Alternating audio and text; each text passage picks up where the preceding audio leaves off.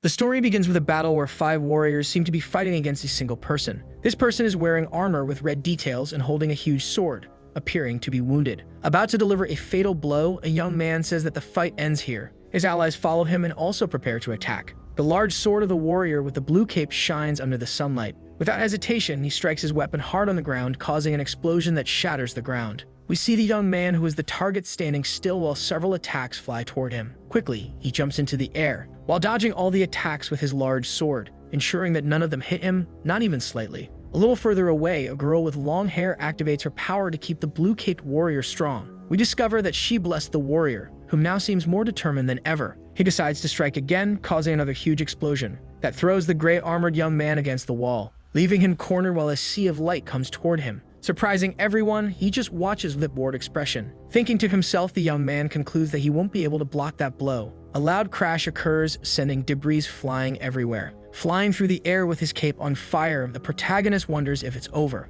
Looking at the blue sky, he says that perhaps this is a fitting end for a demon lord. His body lands on the ground, and waking from his blackout, the young man wonders why he is hearing so much noise. Suddenly, a voice tells someone else to hurry up and finish the job, since that is the demon lord and they don't know when he might regain his powers. A bit dizzy, our boy sits up while thinking about how it's possible that he's still breathing. In front of him stands the blue-caped warrior, staring at him firmly, while deciding what the next step is. The protagonist smiles and, still thinking, states that the bastard really is handsome. Annoyed, the blonde warrior orders Zichmore to pay attention to what he is saying. He then warns that he will tell everyone all the bad things the young man has done. We find out that the young man annihilated hundreds of holy knights from the Order of Kuruaman, including good people. But his greatest atrocity surely was. The protagonist stops listening and can only think about how naturally the man talks. When he focuses again, he hears the warrior stating that it is for all those committed sins that his punishment will be death. Angrily, Zik reflects on how hearing all that nonsense from the guy irritates him, even though it's all true. But if he simply surrenders like this, it will be a waste of his title as Demon Lord. Soon, he will have to use the key that distorts fate to land one last blow on his unbearable opponent. We discover that the protagonist holds in his hands a blade that alters the target's fate and changes their future. The warrior in front of him prepares to deliver justice with his sword, stating that he hopes the young man can do good in his next life. In response, Zich says he will if given the chance, but it won't be today. We see that even after being struck, the young man was able to stand up. To say that he needs to do something first, with one hand behind his back, he starts activating the blade, making a shining purple light radiate through the surroundings. Looking into his opponent's eyes, our boy says this is his last strike. A hole appears in the blonde young man's armor and he doesn't understand what's happening. We see that tree roots start to emerge on his skin. Furious, he asks how the protagonist did that. With an evil smile, he replies that judging by how angry he looks, the trick must have worked. Not giving up, the blue-caped warrior strikes again with his sword, ending the demon lord's life. Thinking to himself, he says he died in vain but carries no regrets. We are taken to another place. Through a window, sunlight enters to signal that the day has just begun. In bed, Zich wakes up annoyed by the birdsong that interrupted his precious sleep. Suddenly, he realizes where he is, and becomes confused as he stares at his own legs covered by the sheet, then looking at his own hands, bringing them to his neck, where he had received the fatal blow. The young man decides to get out of bed quickly. Stopping in front of a mirror, that's when he realizes he is young again. Intrigued, he remembers the battle and says he is sure he lost to Glenn and his companions, and that he used the key that distorts fate on the boy before being dragged away. But he can't remember what happened after that. Looking around, Zich concludes that the only thing he knows now is that he has gone back to the past when he still lived with his family. So his next step must be to recover the key that distorts fate. Suddenly, the door to his room opens while the boy is in the middle of his mental confusion. Hearing footsteps, he wonders how someone dares to invade the room of the eldest son of a noble family. A blonde boy appears and, calling him his lord, asks why he hasn't left the room yet. Even without remembering who the young man is, Zich smiles upon realizing that at least the boy treats him with respect. The young man standing at the door then says that the protagonist usually goes out at dawn, since he is no longer in a position to sleep in until late. Raising his finger, our boy asks his servant to come closer. The young man immediately obeys and asks what he wants. In silence, the protagonist just stares at him firmly, then punches the boy hard in the face. With his hand on his cheek, the boy asks why the young man did that. But Zich approaches and we can see that he carries a dark look on his face, making the blonde boy realize that he is completely screwed. Suddenly, boots hit his body, throwing him hard to the ground. Furious, the protagonist starts stomping on his servant's head, while delivering kick after kick without stopping. Trying to get up, the boy asks for forgiveness through his tears, and we hear a voice asking what's happening. But it's no use, and the young man continues to beat the servant, stopping only when someone enters the room. The blonde boy quickly runs into the arms of Sir Halton. Standing there, the man states that he asked a question, which irritates the protagonist, who feels disrespected. Sighing, he decides to approach the boy and the man, who asks why the young man doesn't answer. With a mocking look, the protagonist says that Halton is a bit rude, and the man asks if he's going to beat him up too. Smiling, our boy says he doesn't see why not, since a bastard who does not recognize his master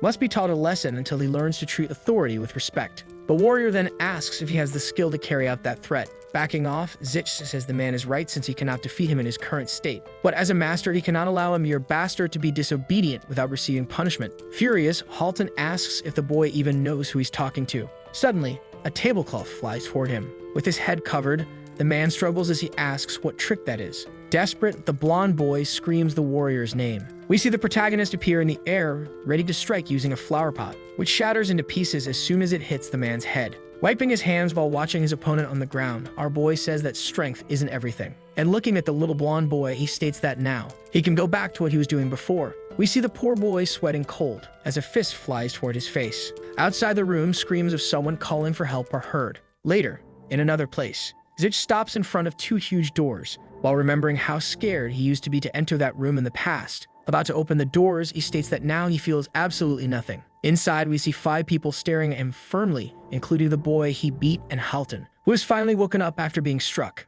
In the man's eyes, we can see rage in its purest form. He remembers earlier moments when a red-haired boy warned him that the matter had already reached his father, who was extremely disappointed to learn that a knight of the Steelwall house was taken down in such a ridiculous manner. We discover that the boy is Greg Steelwall, Zich's half-brother, who, placing his hand over the man's face, asks if he did something wrong and warns that if not, he should keep his head held high. After all, they are dealing with his half-brother. Back to the present moment, the man sitting on the throne says that the protagonist is late. The man is none other than Count Bordeaux Steelwall, the biological father of our boy. Snorting and rolling his eyes, Zich asks why he was summoned. Such an attitude makes his father narrow his eyes and ask if he has forgotten that he should treat him with respect. Not caring, the boy replies that he doesn't need to be respectful, since the man doesn't even recognize that he is his father. Bordeaux then asks how he expects to inherit the title of Count with such deplorable behavior. The boy questions what his father is talking about when he mentions the word inherit, and whether he's really planning to recognize him as his legitimate son. Hearing this deeply irritates Lord Steelwall, but his wife places her hand on his shoulder, then says that she warned him about the boy's behavior. The woman is named Floral Steelwall and is Zich's stepmother. She says the protagonist has always been disrespectful and rude.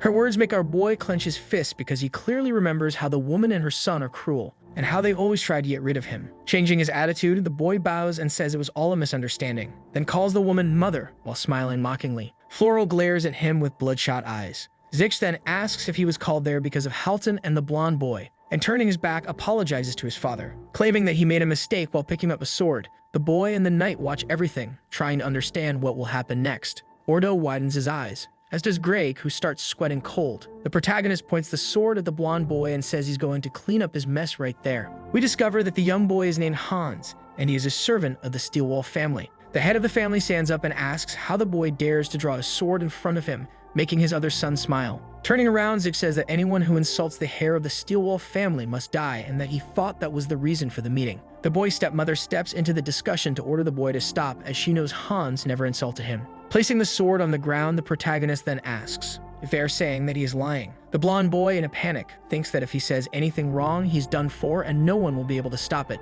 Meanwhile, the demon lord can only reflect on why the Countess is protecting Hans like that. Stepping forward, Halton says that Hans is telling the truth, and that the protagonist is indeed lying. Zich smiles, revealing that he didn't expect that.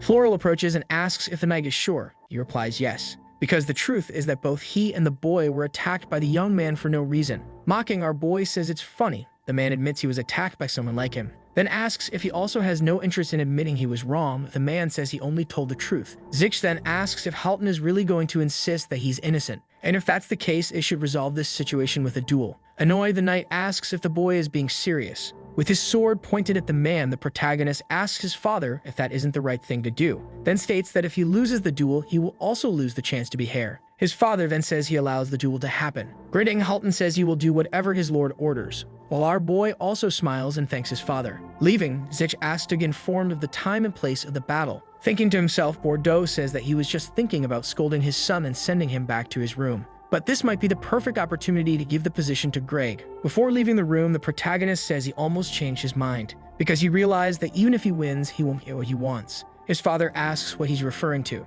and whether it's about the title of Count. The boy simply says there's nothing more to say because you would never understand, so in that case, he'll see him on the day of the duel. Outside the house while testing his abilities, Zich thinks about how he is now in the body of a 19-year-old boy, who in the past was very weak and naive and only cared about getting daddy's approval, and didn't even know how to handle a sword since the man wouldn't let him take fencing lessons. At that time, he had no idea of the massive and destructive power that was dormant inside him. We discover that each person has a limit to the amount of mana, but Zich's limit is extremely high compared to the limit of an average person. While using his power, our boy feels a pain in his chest. Suddenly, an explosion happens and throws him backward. On the ground, he thinks that as expected, it's impossible to immediately return to the mana level he had when he was a demon lord, since he had to go through many trials to achieve such a title. And it was remarkable how things kept happening to him one after another, almost as if everything had been planned by someone. Our young man decides to get up from the ground, then orders Gray to stop spying on him and leave. His half-brother wonders how he discovered his presence. Emerging from behind a tree, he asks if Zich has finally awakened his mana,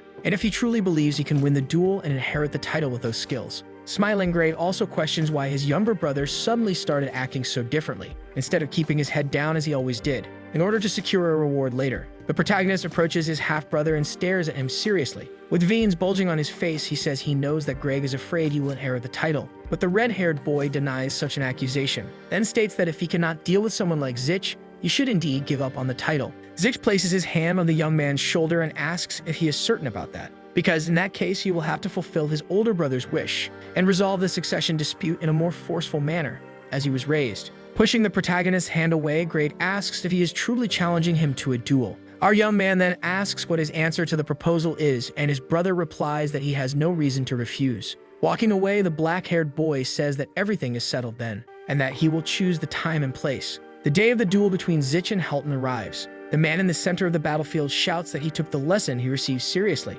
but now it is his turn to teach the boy a lesson, and that today he will show that it is skill that determines victory or defeat. Holding his sword, our young man wonders what his opponent is talking about. Someone else slowly approaches. It is a knight with gray hair, who then asks if Halton is ready. The man promptly responds yes, while the protagonist looks at him mockingly. The knight then announces that the duel has begun. Without wasting time, Bai charges forward, and Zich decides to do the same. The two stop face to face, engaging in a sword fight. While blocking his opponent's strike, our young man remarks that despite everything, he is still a knight. Upon hearing this, something triggers in the man's mind, who immediately starts smiling. Raising his sword to deliver a fatal blow, he asks the boy, calling him Sir, how it feels. Now that he has realized that if they fight fairly, he will never be able to win. The sequence of strikes forces Zich to step back. Without hesitation, the knight delivers another attack, with his sword glowing in a reddish hue. Fortunately, the protagonist manages to defend, but it is evident that he has begun sweating cold, unlike Halton, who keeps smiling. In the reserve area, the members of the Steelwolf family watch the battle unfold. Our young man takes another hit, and a man tells Bordeaux that his son is performing better than expected as he has already blocked several attacks. Floralyn says that even so, the knight still holds the advantage. The elder agrees, stating that in the end, Zich never properly learned the art of the sword, while the one glares at him furiously. The boy's father continues watching without saying a single word. In the audience, the crowd chants Halton's name, demanding that he finish the boy. Smiling, the knight asks if the protagonist can hear that, then states that now he has the duty to give the spectators what they want. With a different movement, the man breaks free from the boy's block, and about to deliver another strike, orders that if the boy wishes to keep his body intact, he must surrender immediately. Holding his sword, which shines in a shade of blue, our young man replies that surrendering is out of the question, because he is just getting started. In his mind, Zich reflects that he does not know if that trick will work, but he has to try. Halton, seeing the boy advancing toward him, is stunned, clearly realizing what is about to happen. Our young man then unleashes a strike called Extension of the Senses, which finally wipes the smile off the knight's face. Swiftly, the man does everything he can to dodge all the waves of light, managing to escape successfully, unlike the ground, which is now completely cracked. Still holding his sword, the protagonist starts trembling, because his mana is still unstable and out of control. The two stare at each other from a distance. Shocked, the spectators wonder if they really saw that, while the old family servant wonders if that was really the sense extension technique, a skill where the person synchronizes their body and sword with mana, moving it as an extension of their hands and feet. Sweating cold, Halton wonders in his thoughts when the boy learns such a technique, then concludes that even so, the way he uses mana still seems sloppy with movements out of sync. So since his opponent is just Zich Steelwall, it's time to stop playing. The man charges to attack again, with his sword releasing flames. He then aims his weapon at the protagonist, determined to end the fight, then launches a fierce strike. To his surprise, our boy dodges it with ease. Halton then reveals that he has one more little surprise, and while shouting that he wants to see the boy dodge this, he launches another strike. We see that this time Zich has no way out. A huge explosion happens due to the strike called piercing space.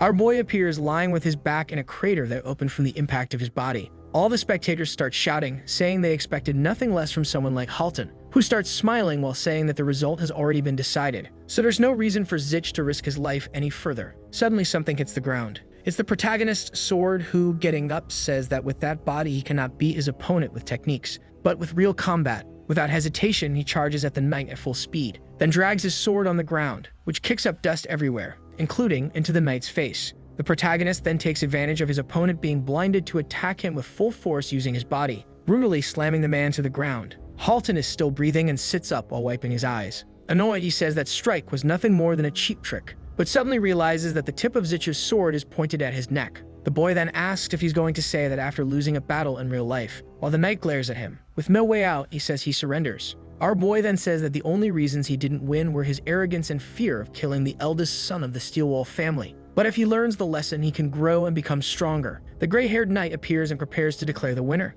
leaving all the spectators anxious, as well as the protagonist's half-brother. The man then announces that the winner is Zich Steelwall. The outraged crowd starts shouting, saying it's unfair because the boy cheated, which goes against the knight's code. Mocking the protagonist, says what matters is winning. Up above, Bordeaux asks when his son learned to use mana techniques if no one ever taught him. At his side, the servant asks if he hasn't realized that Zich always had a natural gift. Furious, Greg thinks that it's impossible that his half-brother is still standing after the strike he received from the knight. But suddenly someone shouts his name. On the battlefield, the protagonist calls him down because it's time for the duel they scheduled, and that he warned you would choose the time and place. Crossing his arms, the head of the Steelwall family asks what he's talking about. In response, our boy asks why his father is pretending to be dumb if he already approved it. Confused, two young men say that then the rumors that the two brothers would fight for the Count title were true. They just don't understand how Zich wants to duel again if he's injured. Shouting, the protagonist asks what Greg is waiting for. He hasn't come down yet, since that kind of attitude just makes him look like a coward. The boy's father then orders him to come down, leaving him surprised. Bordeaux then asks if he's really afraid of fighting his half-brother who is injured. Not wanting to dishonor his father, the red-haired boy decides to come down. Approaching our boy, he wonders why he is smiling like that. And grabbing his sword, he still thinks to himself that he no longer recognizes his brother. Suddenly, Zich calls his name, then asks if he's standing there like an idiot because he's waiting for an attack from him. And that if that's the case, as the older brother, he'll take the first step. Grieg sees his brother approaching at high speed and starts sweating cold, but manages to block the first strike successfully, then realizes that something there isn't right. Since the protagonist isn't using strength in his attack, as he shouldn't have expected anything different from his brother, he decides to strike back, stating that he will be the heir of House Steelwall. Caught by surprise, our boy grits his teeth, concluding that due to his injuries, he won't be able to use mana again. So if he wants to finish this, there's only one way. Zich lets out a small laugh out loud, and we can see someone's strawberry juice start dripping onto the ground, being his own as he grabbed the blade of Greg's sword, asking him if he knows the March of Death. With his power activated and using only one hand, he breaks his younger brother's sword, leaving him speechless. With his darkest glare, the protagonist says that if Greg doesn't surrender now, this will be his last day alive, and without hesitation, strikes him with the hilt of the sword, right in the middle of his face. The red-haired boy ends up falling to the ground like a sack of potatoes, groaning in pain and missing a tooth. Suddenly, Zich stabs the sword into the ground right next to his head, and standing in front of him, stares at him in a terrifying way. Crying, the protagonist's half-brother says that he surrenders. The knight responsible for announcing the winner approaches, informing everyone that our boy has won again. The spectators are left speechless and in disbelief, while the black-haired boy, looking at his father, says that he won. So he must now fulfill his promise, and acknowledge that he is the legitimate heir to the title of Count. Furious, Bordeaux shouts, asking how a mere duel can actually decide anything. Someone then says that Zich won both duels and asks if the man will really break his promise in such a dishonorable way. Showing no surprise, the protagonist removes the family ring from his finger and throws it toward his father, stating that he never really wanted the title anyway.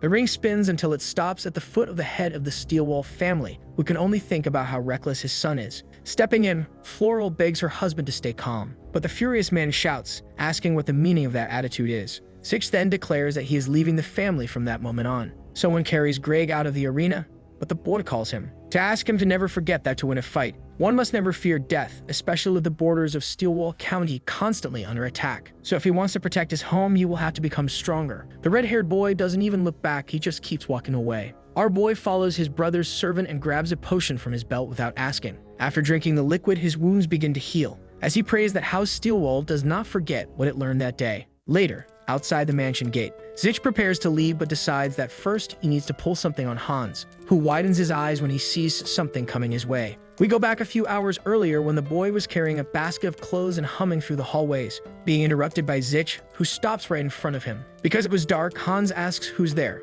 and upon seeing the protagonist, he panics. But our boy says he will accept him as his servant, warning that if he refuses, he'll annihilate him right there. With no way out, the young man says he'll go with him. In the present moment, we discover that what hits the servant is the protagonist's suitcase, who orders him to carry his stuff. As they start walking, our boy thinks that he can't believe he's forgiving a servant who insulted him, all because he's too kind. Looking at Hans, he states in his thoughts that the boy will be useful, but first, he needs to increase his stamina and be trained. Out loud, the boy asks his servant to call him only Lord Zich from now on. The boy then asks what the plan is, but the demon lord says that nothing is defined yet, only that the first stop will be in Porty territory. After that, they'll go wherever life takes them, because now he will try to be a good person. Sometime later, farther away from home, Hans calls the protagonist's attention to say that this is not the path people usually follow. Zich says he knows, but that the original path is too winding, unlike walking in a straight line. The boy then says that monsters roam around those parts, but our boy states that's exactly why they came that way, making his servant start sweating cold. Suddenly,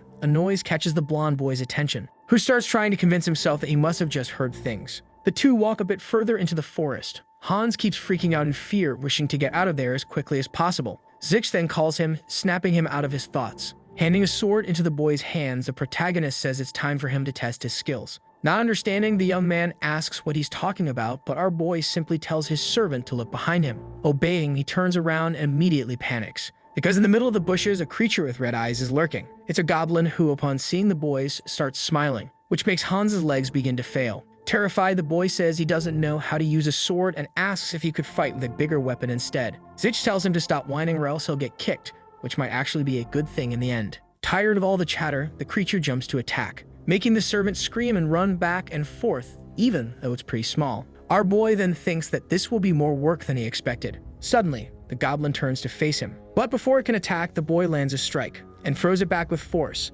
We see that both the monster and Hans are lying on the ground. Standing up, the blonde boy shouts to ask why the boy is doing this to him, and he replies it's because the boy is weak. Therefore, he cannot be his servant if he's just a burden. Handing him a healing potion, Zich says he needs to train so he can protect himself, then warns him that the goblin was only knocked out and should wake up soon. Some time passes since the warning, and we can see several empty potion bottles on the ground. This time, Hans is standing, holding the sword like a warrior, ready to face the small monster in front of him. More confident, the boy charges forward at high speed, making the goblin smile at his attitude, which was kind of dumb since the monster, besides blocking the attack, also manages to hit the boy with its club. Annoyed, the servant stares into the creature's red eyes, which are also smiling along with its teeth, showing that he's made some improvement. The young man manages to dodge his opponent's strike with plenty of agility and precision. Zich widens his eyes, surprised by what he sees, while thinking that even though he's a novice, the boy seems to have some talent. The goblin keeps facing the wrong direction, not understanding where the boy went, and feels that he's about to be struck hard. Hans appears behind it, with blood in his eyes,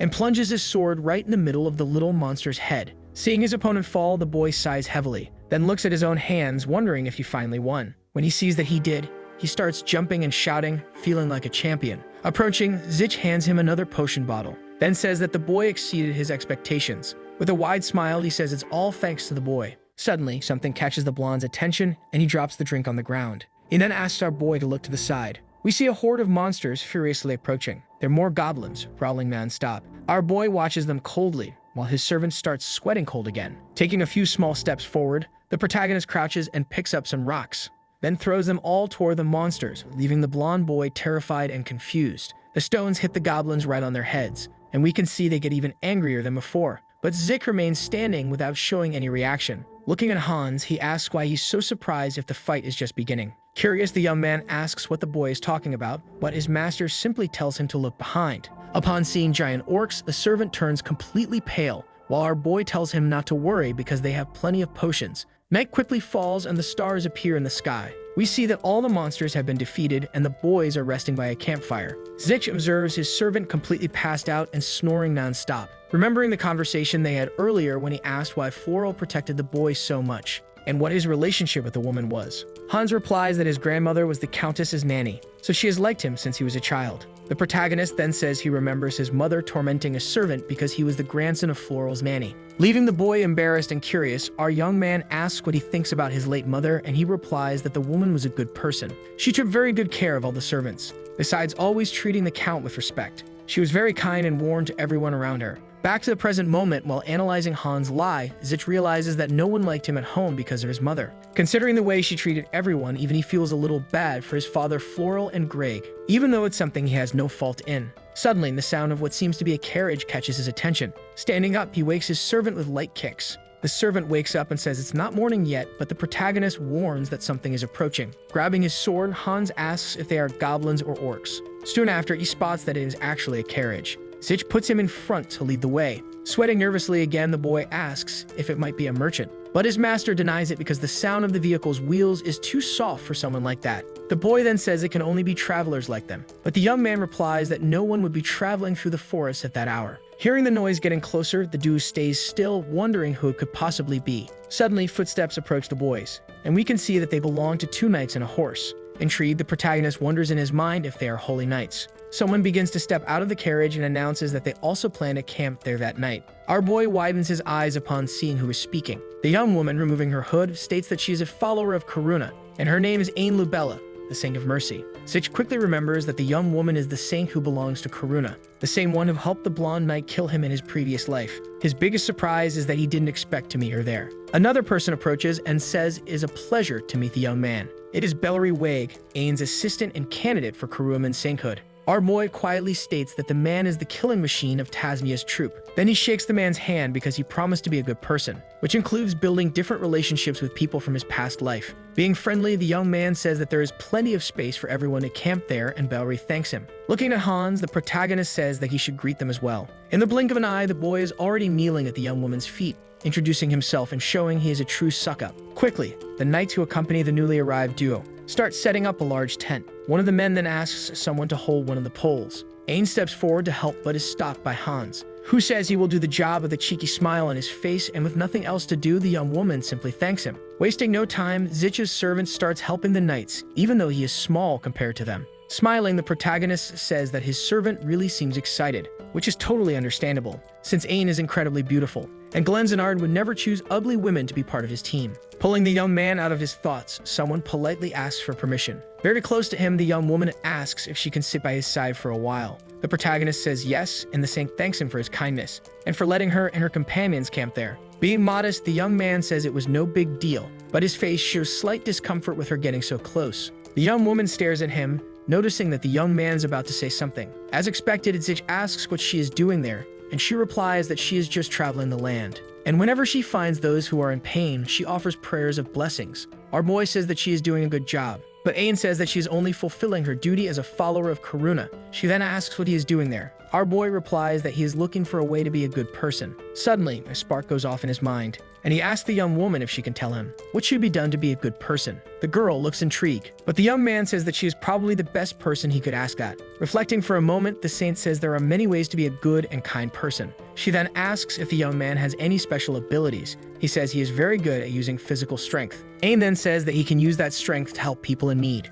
Confident, Zich says that in that case, he will start looking for that kind of person tomorrow. The next day, everyone goes out to walk around the city. Accompanying the young woman, Bellery says that all the shops seem to be under construction, and she agrees. The man then informs her that he has received an order from Karuman and needs to fulfill it. Ain smiles and wishes him luck on the mission. He asks the young woman to take care, and she says she will do that. But later, somewhere else, we see that the girl is feeling distressed. Upon entering what seems to be an alley, she tells her knights that she heard a scream coming from there, and they say they will check it out. But suddenly, Ain sees something that shocks her. We see a young man getting beaten by someone, accompanied by others who are just watching. Approaching, one of the knights orders the aggressor to stop, while the saint can only think about how Zich could be capable of something like this. After the commotion, the two talk, and she says that she asked him to help people in need. So she doesn't understand why the boy went to help troublemakers. The protagonist states that he did that because the people seemed like they needed something to correct them. The girl orders that from now on, he must make sure to help vulnerable people and not use physical force, starting with an apology to the boy he hurt. Sitting at the table with a swollen face, the boy says he is fine.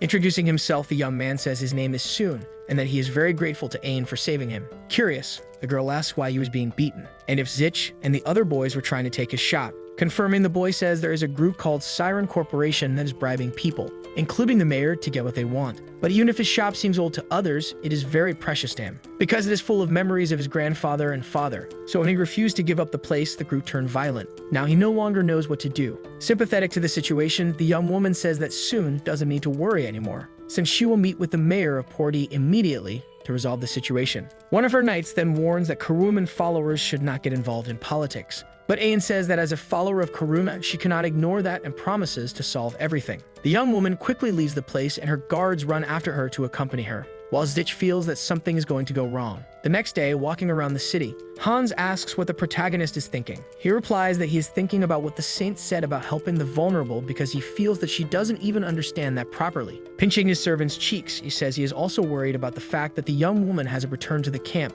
Suddenly, the two boys spot a group of people looking at a notice posted on a wall about someone who is wanted. Curious, they decide to get closer, and hear the people commenting that the person in the portrait murdered the deputy mayor. Zich's eyes quickly widen, because the person drawn on the poster is Ain. Hans is shocked by what he sees, while our boy is certain that something is wrong. The townspeople keep saying that they heard around that the young woman is a witch from Karuman, and that the city is in chaos because of the curse she cast, so it's better to hide at home during the night. Everyone starts running desperately to lock themselves in their homes, afraid of what is coming next. Worried, the protagonist's servant asks what he thinks happened. Our boy then says that something seems strange, so it's better if they leave too. Sometime later, the two are walking through the city, which is completely silent since nightfall. Zich tries to remember if something like this happened in his past life, but concludes that he has no memory of a curse being cast on Porty or of Ain murdering someone. His doubt is whether the events change because he met the saint in this life. Suddenly, his servant calls his attention, warning that someone is following them. A leg that doesn't seem to be human approaches, and we can see that the creature is making strange noises.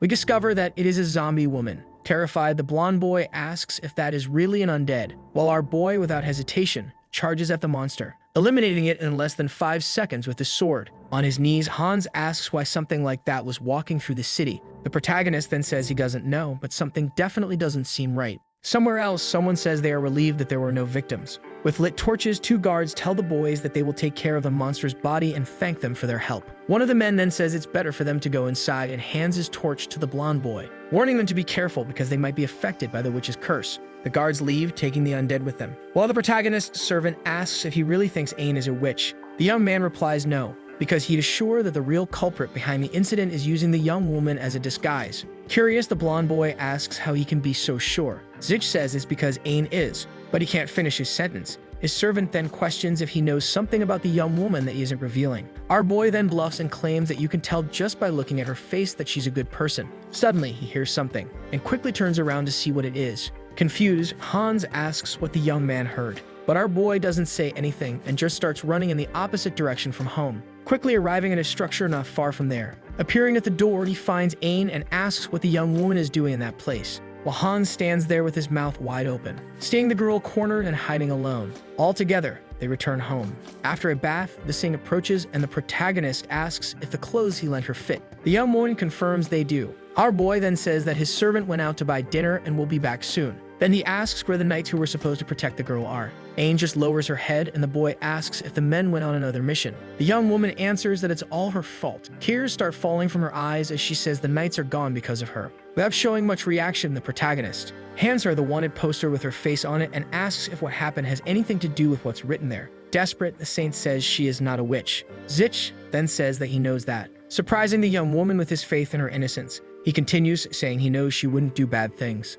but he would like to know what happened to her since the last time they saw each other. Ain then says that she will tell him. We return to the fateful day when she managed to solve the shop boy's issue successfully, because unlike the mayor, who seemed like a greedy man, the deputy mayor was very trustworthy and responsible. That's when the man behind the mayor said they should offer a meal to the guests. So the mayor, after some hesitation, agreed to prepare dinner for everyone, even though he didn't really want to stay. Ain says that if it wasn't too much trouble, she would accept the invitation, because the Holy Knights were very, very hungry. Her only mistake was deciding to go see the mayor out of nowhere in the middle of the night. After the meal, they went to thank the man for his kindness, but upon entering his office, they realized something terrible had happened. Her knights quickly stood in front to protect her, while the mayor, surrounded by bodies, said that she saw something she shouldn't have. Shocked, one of the knights shouted, asking Ain to look at the back of the room, where the statue of Belu was floating, surrounded by a purple light. Ain then says that the mayor is a puppet of Belu. Smiling, the man says she finally figured it out. Nervous, the girl asks what he is plotting. Suddenly, the people on the floor start getting up,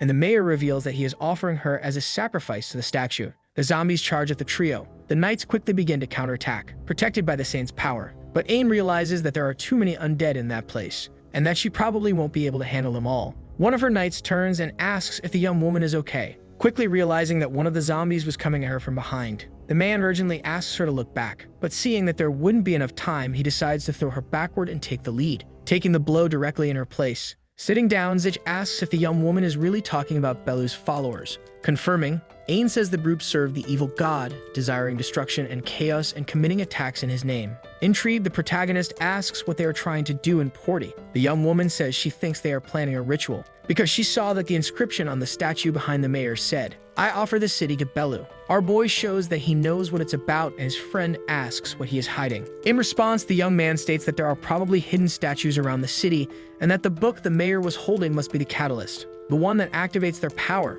The saint then says that after escaping from the mansion, she tried to seek help at the Karuman temple, but the city was closed and she couldn't contact anyone, starting to cry again. The young woman says that she needs to stop the ritual, and Zix says he will help her with that. Then he asks if that counts as a good deed. Ain says yes, but that she's worried because she might be putting him in danger. Our boy then asks her not to worry about him, saying that the following night they will go to the mayor's mansion, so the girl should go back to her room and get some rest. When he opens the door, the protagonist discovers that Hans was listening to the conversation, but he blatantly denies it. Not caring, Zich says that actually it is a job for him, whispering the plan very quietly into his ear, far from Ain. Whatever it is, the servant is left in shock. The next day, during the night, we see two men lying unconscious in the backyard of the mayor's mansion, while our boy and his ally enter the house through one of the balconies. Carrying the young woman, the boy asks if she's okay, and she says yes. The two quickly move through the hallways, stopping in front of the door where the saint last met the mayor. The young woman says that the statue was there, and the protagonist states that he can feel something evil behind the doors.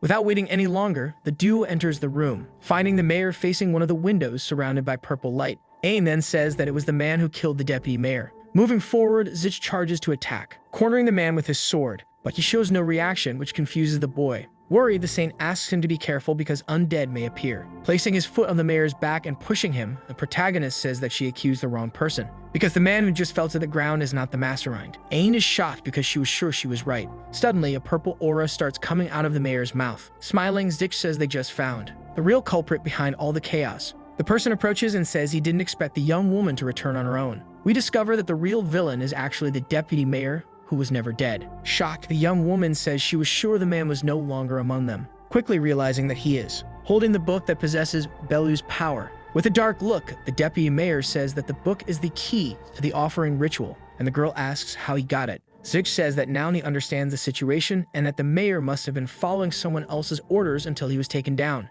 being just a puppet, not a follower of the evil god. And the one who controlled everything from the beginning was the deputy mayor himself. Sweating, and says that this cannot be true. Then asks what the man did to the holy knights. Laughing, he says she doesn't need to worry about that anymore, since their bodies became fish food. His only doubt now is about who the boy next to the young woman is and if he's some kind of secret guard. Zich then reveals that he has nothing to do with Karuman. Intrigued, the deputy mayor asks what he is doing there then. The boy replies that he doesn't need to explain anything to someone who believes in a fish head. Annoyed, the man asks if he really said that, because he's asking to be punished by Belu. Smiling, our boy asks why he would be punished by a fish head, awakening the man's fury, who declares that he will pay for his blasphemy until his last breath. The undead appear, and the deputy mayor screams, ordering them all to finish the boy and keep Ain alive. Without hesitation, the creatures charge to attack. To help, the saint blesses Zich, while asking him to be careful. With his skill activated and protected by the young woman, the boy is able to beautifully dodge the strikes, counterattacking one by one, with his sword glowing blue. Seeing his minions being defeated, the man holding the book thinks that this can't be possible, since no one should be able to annihilate undead so easily. Meanwhile, the protagonist realizes that he has recovered some of his mana. Mocking, he asks the man if he isn't going to summon any more monsters. Trembling with rage, the deputy mayor says that the boy's arrogance won't help him here because the preparations for the ritual are already complete. Six then says that he doubts it, leaving his opponent stunned by such audacity. With a smirk, the boy states that he will find and destroy all the statues hidden around the city. The man says he won't be able to do that, but our boy says that a member of Karuman surely can, revealing that he knows the deputy mayor protected the statues up to a certain point. Ain steps closer and asks if that's really possible. Confirming, the boy says that after destroying all the statues in Porty, they only need to return to the mansion and destroy the last one. Furious, the follower of Belu says that he is nothing but filthy trash, then orders the undead to rise and attack again. Quickly, Zix draws his sword once more and strikes the creatures non-stop, leaving his opponent even angrier and his ally worried. Moving to Ain's side, he picks the young woman up in his arms, asking her not to move so she won't get hurt, because they are getting the hell out of there. Sweating, the girl says the entrance is blocked. The protagonist starts running toward the window while she asks him to wait a minute. Without hesitation, the boy crashes through the glass with his back, making sure his friend doesn't get hurt, while the deputy mayor concludes that he has lost the duo. So it's better to review his evil plan. The next day, someone shouts through the city while spreading posters warning that the witch Ain killed the mayor. The residents quickly gather and pick up the papers thrown on the ground, shocked by hearing such news, and confused when seeing an unknown person drawn on the poster. We discover that it's Zich, who is being accused of being the witch's subordinate. Looking at his own wanted poster, our boy says that his drawing looks great, and that not even that scribble can hide how handsome he is. There's only one thing that seems strange. While biting a piece of bread, the boy concludes that the deputy mayor must have gotten lazy to draw it better, then asks Ain to stop worrying since they need to eat first. The young woman asks where he got the food, and the boy reveals that he borrowed it from somewhere, since he had no other option given that no one can see his face. Falling to her knees, the girl sighs, and our boy then says that he didn't steal anything, because he took the food on credit. Looking at him, the young woman asks if doing that doesn't require the owner's consent. Zich then claims that she can't always want to live by the rules, but that he will go back to the place later and pay double the price as an apology. The girl then asks where Hans is, and the boy says that he sent him on a mission, one that he definitely didn't enjoy doing at all. While eating bread, Ain asks where they are going now, and the protagonist says that the next step is to find the statues. A bit lost, the girl asks if he knows how to find them. Our boy then says they should start with the slums because he has a place in mind. Later, they arrive at that place. We can see three young men gathered in an alley. Zich approaches and, catching the boy's attention, says that it's been a while. Desperate, the three start screaming when they see Ain, saying that she's the witch and that the boy is indeed her subordinate. They all start running immediately afterward. Determined not to let them get away, the protagonist jumps into the air, landing right on top of one boy and in front of the other two to block their escape. Smiling, he says they don't need to run because he's not going to bite them. The two boys stand there in disbelief, mouths wide open, afraid they're going to die right there. Looking at their faces, the saint says she recognizes them from the day when Soon was beaten up. Zich notices that the third boy is about to run away, quickly turning to ask if he's the kind of person who abandons his own friends, putting his hand on his head, having no way out. The boy says that they're criminals and that being seen with them in public will only get him in trouble. With a grin, the protagonist says he doesn't need to worry about that because he's looking for someone to join his team. On the ground, the boys ask why they should help him but quickly change their minds when they find out they will be very well paid for the job. With their eyes sparkling, the three step closer and ask how they can help. Starting the interrogation, Zich asks if they know anyone who suddenly got sick or died unexpectedly, as if their life force had been drained. Two of the boys look at the red-haired boy, who turns around claiming that he doesn't know anyone like that. The protagonist then asks why he's hiding something if he's getting paid for the information. Without getting an answer, he grabs the boy, locking his neck to see if that stimulates his memory. Even so, the boy keeps saying that he doesn't know anything. Surprising everyone, Ain approaches and kneels down to humbly ask the boy to say what he knows. Looking at the young woman, our boy asks what she's doing. Responding, the saint tells the boys that it's hard to believe, but the city is in danger and needs to be saved, because it could turn into a city of death overnight. Yelling, the red-haired boy says it's her fault that the undead are walking around, and that if it weren't for Ain, his brother wouldn't be sick, finally revealing what he was hiding from everyone. Zich asks the boy to take them to his brother, but he refuses, asking why. Annoyed, the protagonist simply grabs the boy again and invites himself to go to his house, far away in a cabin that looks abandoned. The saint says she did everything she could, but the sick boy won't be able to recover until the root of the problem is found. The protagonist then asks the red-haired boy if anyone approached his brother. Confirming, he says yes, and that he saw with his own eyes who attacked the boy. Our boy asks who it was. Narrowing his eyes, the young boy asks how he doesn't remember if he's seen the person before, revealing that it was the shop owner, the one our boy helped beat up Soon. Shocked, Ain asks if he's sure, and the boy says yes, that it was the guy she saved who made his brother sick, and that if it hadn't been for the young woman, he could have done something to help. Zich then asks the boy to calm down and explain in detail what happened, because he needs to fully understand how everything occurred. Going back to the past, he says that one day he arrived home later than usual and didn't find George. Since he is a fragile child, he quickly went out looking for him, afraid that something might have happened. As he approached an alley, he heard a voice and saw someone attacking his brother with some kind of power. The masked person also saw him and started to run away, but he chased after him and managed to catch up. That's when he managed to pull off the guy's mask while asking what he had done to his brother. Discovering that the hooded person was Soon, Zich then asks if his brother got sick starting from that day, and the boy confirms, stating that because there were no wounds and the boy regained consciousness, he thought everything was fine. But then George started getting thin and kept saying he had no energy, fainting shortly after. The protagonist asks if that's why the boy asked for his help. Confirming, he says that he was trying to steal Soon's dagger to make a deal and ask in return for his brother's cure. But his plan was ruined by Ain. Saddened, the young woman apologizes, saying she misunderstood the situation because she thought a vulnerable person was being attacked. The boy asks if she thought that because several people were beating up Soon, or because he was from the slums, or maybe because he looks like a thug, catching the young woman off guard as he asks if that's how she distinguishes the strong from the weak. Zich steps in and says that's enough, then states that the young woman spent her life being protected and therefore doesn't have much experience with the real world, then asks why the boy doesn't hate him too, since he betrayed him after Ain showed up. The boy replies that it was because it was the first time that someone helped them without caring about their condition. The revelation leaves our boy speechless.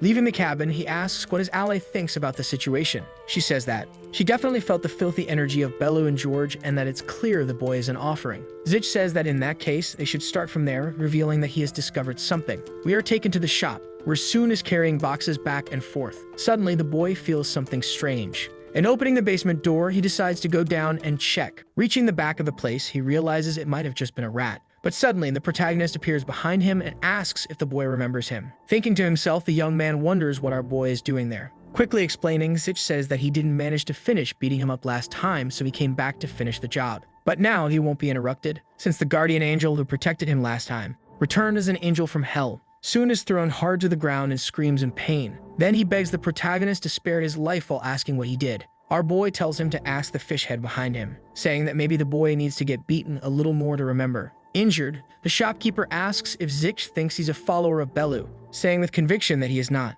However, the protagonist says he knows that he's not a follower, but rather a bastard who hangs around the group picking up what they leave behind. Ain keeps watching the scene, showing that she is sad about it all. Suddenly, her eyes widen, because her ally has drawn his sword. Our boy says that now that they've found the statue, they don't need Soon anymore. Desperate, the boy then says that he knows where the others are, referring to the location of the other statues. Grabbing the shopkeeper by the collar, the protagonist orders him to speak immediately, but Soon smiles and says that he can't just give the information for free, not without a guarantee that he'll get out of there alive. Seeing Zich's face, he asks why he's looking at him like that, and if the boy has finally understood the situation. Furious, the protagonist says that he belongs to the useless scum and that he should have killed him much earlier. Ain asks if the shopkeeper is really that bad, and he replies by asking if she thinks he's some kind of idiot. Insulting the girl, he also says that's why everyone's calling her a witch. Sad, the saint asks why he's doing those things, since he said before that he wasn't a follower of Bellu. Replying, Soon says that he's doing everything for money and that he hated his old, moldy shop, just like everything his father and grandfather passed down to him. So he grabbed the only chance he got to get rid of it all.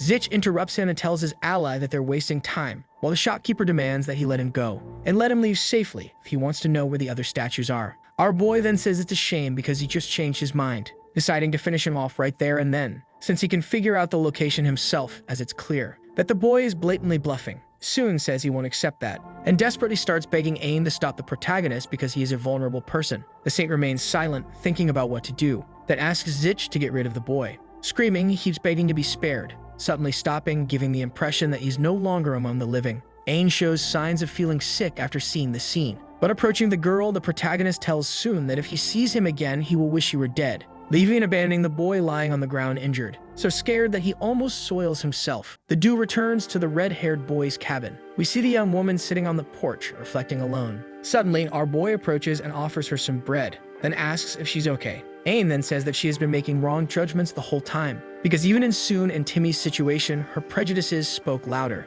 something that Karuna taught her never to do. Zich asks if she's fighting guilt and says that she doesn't need to feel that way. The young woman then apologizes for the way she acted in the past and says that she should be the one asking him for advice. Eating the bread, the boy says that he has nothing to offer besides what she already knows, besides the fact that his words wouldn't do her any good. So it's better for Ain to find a way to overcome what happened on her own, whether by accepting it or letting it go, because holding on to guilt for too long will only make her feel worse and worse. The saint then says that he's much more mature than she thought. Zich asks what she said, and she quickly deflects, claiming it was nothing, and that they should go look for the other statue soon. With a saddened expression, the girl apologizes for having helped so little, but our boy asks her not to be so silly, since from that moment on, she will have the most important role. Night falls, bringing with it a storm, In an unknown house, Ain asks how Zich knew that the fallen men would be there. Explaining, the boy says that they were all hired with promises of money, just like Soon. But now she must hurry and fuse her holy power into the brush to then paint the statue. The young woman quickly obeys and the brush lights up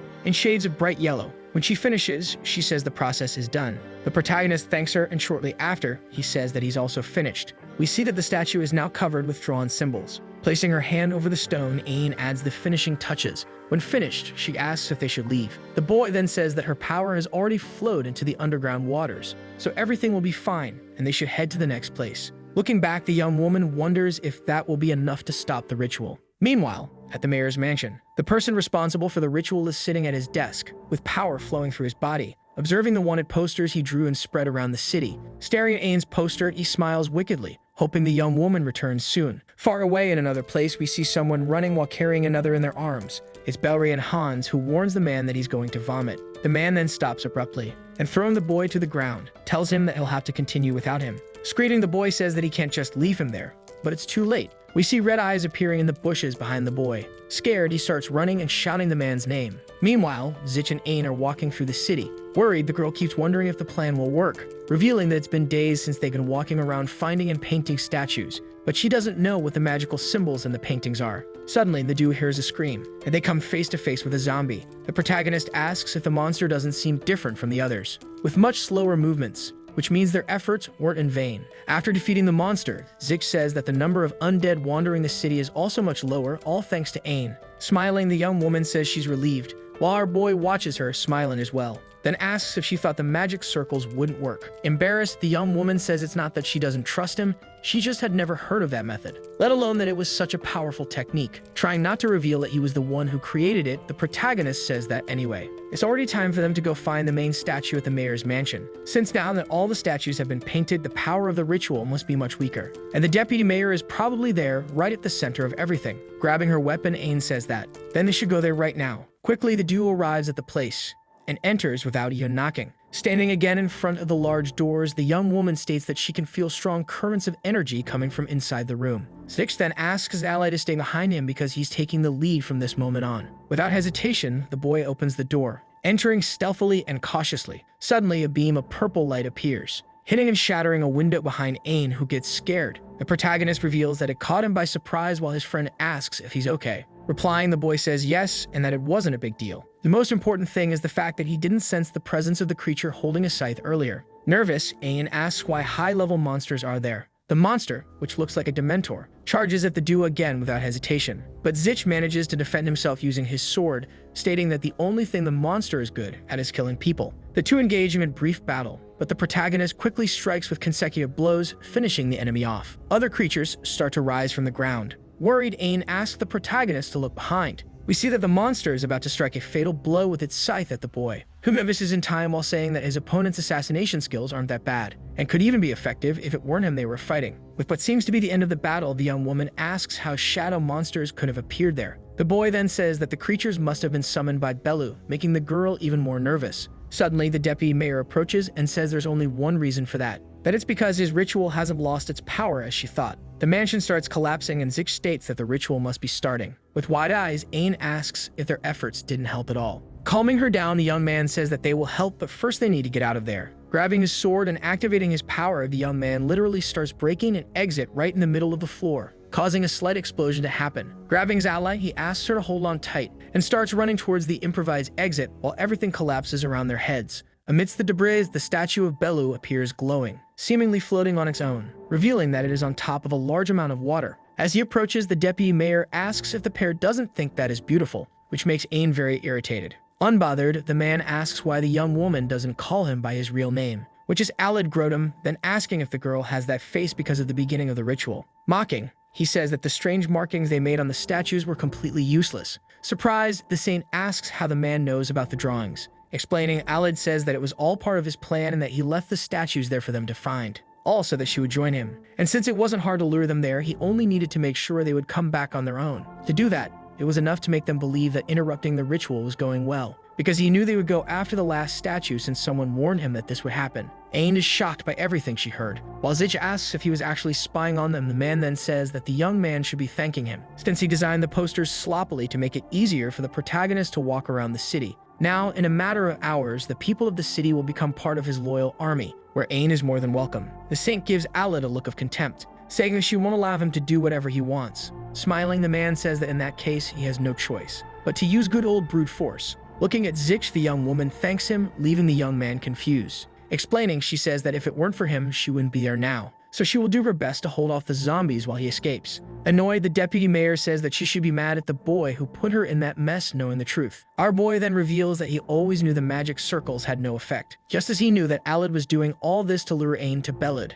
The man claims that he's bluffing because otherwise he wouldn't have brought the girl there again. Smiling, the protagonist says that he did it to buy time. Leaving the enemy completely confused, the boy explains that he was buying time for someone the man should recognize well, because his friend is from Tasnias. A little further from there, we see Belry fighting several zombies, wiping out every single one of them, living up to his nickname of Killing Machine. Alid says that the man couldn't have come back because he's sure he left Porty. Smiling, Zich says that he asked Belry to return. Furious, the deputy mayor activates his power, shouting that no matter how strong the man is, it's all over if he gets caught in the ritual. The underground water starts gushing non-stop, and from within it emerges a huge blue sea serpent. The protagonist then asks Ain not to panic and to stay behind him. But the young woman activates her power with her staff, saying that even if she is weak, she will fight by his side. Smiling, Zich says that hearing that is comforting. Prepared and blessed, the young man charges into battle, striking the great serpent with his sword, right in the center of its mouth. We see water flying everywhere, while Alid watches everything from up close. Seeing that the pair disappeared, the man says that his trick consumed a lot of energy, but at least it was effective. Suddenly, someone starts coming out of the middle of the water, and we see that both the protagonist and Ain are more than fine. Shocked, the deputy mayor asks how that is possible.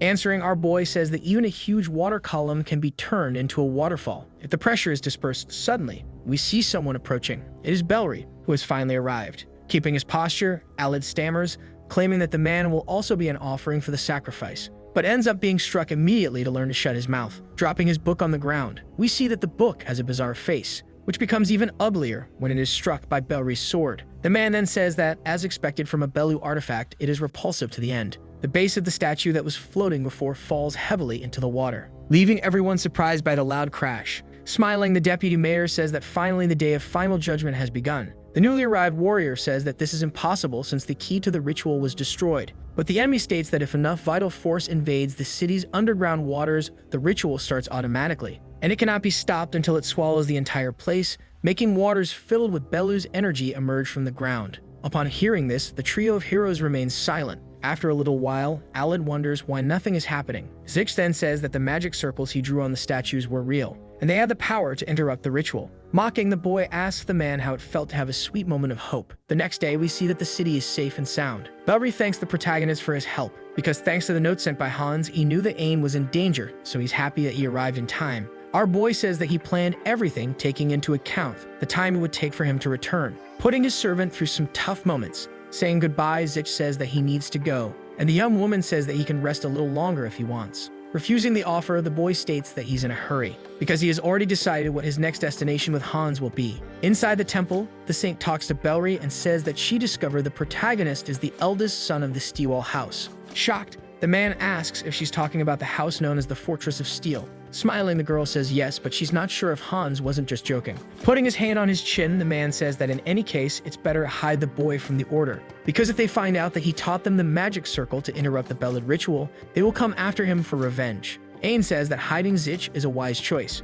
Belry then asks for permission since he needs to meet with the Pope, and the young woman thanks him again for his help. Suddenly, we see that someone was lurking. Approaching Ain, the knight responsible for annihilating our boy in his past life asks for permission. Intrigued, the young woman asks who he is. Smiling, the boy says his name is Glenn Zenard. Seeing the emblem on the young man's armor, the girl says that he must be the honorary knight who came to help the order. Bowing, the boy says that it is an honor to serve the Order of Karuaman. Curious, Ain asks how he knows her. Answering, Glenn says that other people told him that she is a candidate for Saint of Karuaman. Then he asks if she has any problems because he can help with whatever it is. A bit embarrassed, the young woman says she has no particular concerns and is just tired. The knight then apologizes for keeping her there instead of letting her go rest. Saying goodbye, Ain says it was a pleasure to meet him. Watching the young woman walk away, the boy gives a dark look and states that something has changed. Meanwhile, near the mining town of Sul, we see a troll being brutally beaten by Hans, who is holding a sword and breathing heavily. Zich approaches and says that now taking down a troll feels like child's play. Suddenly,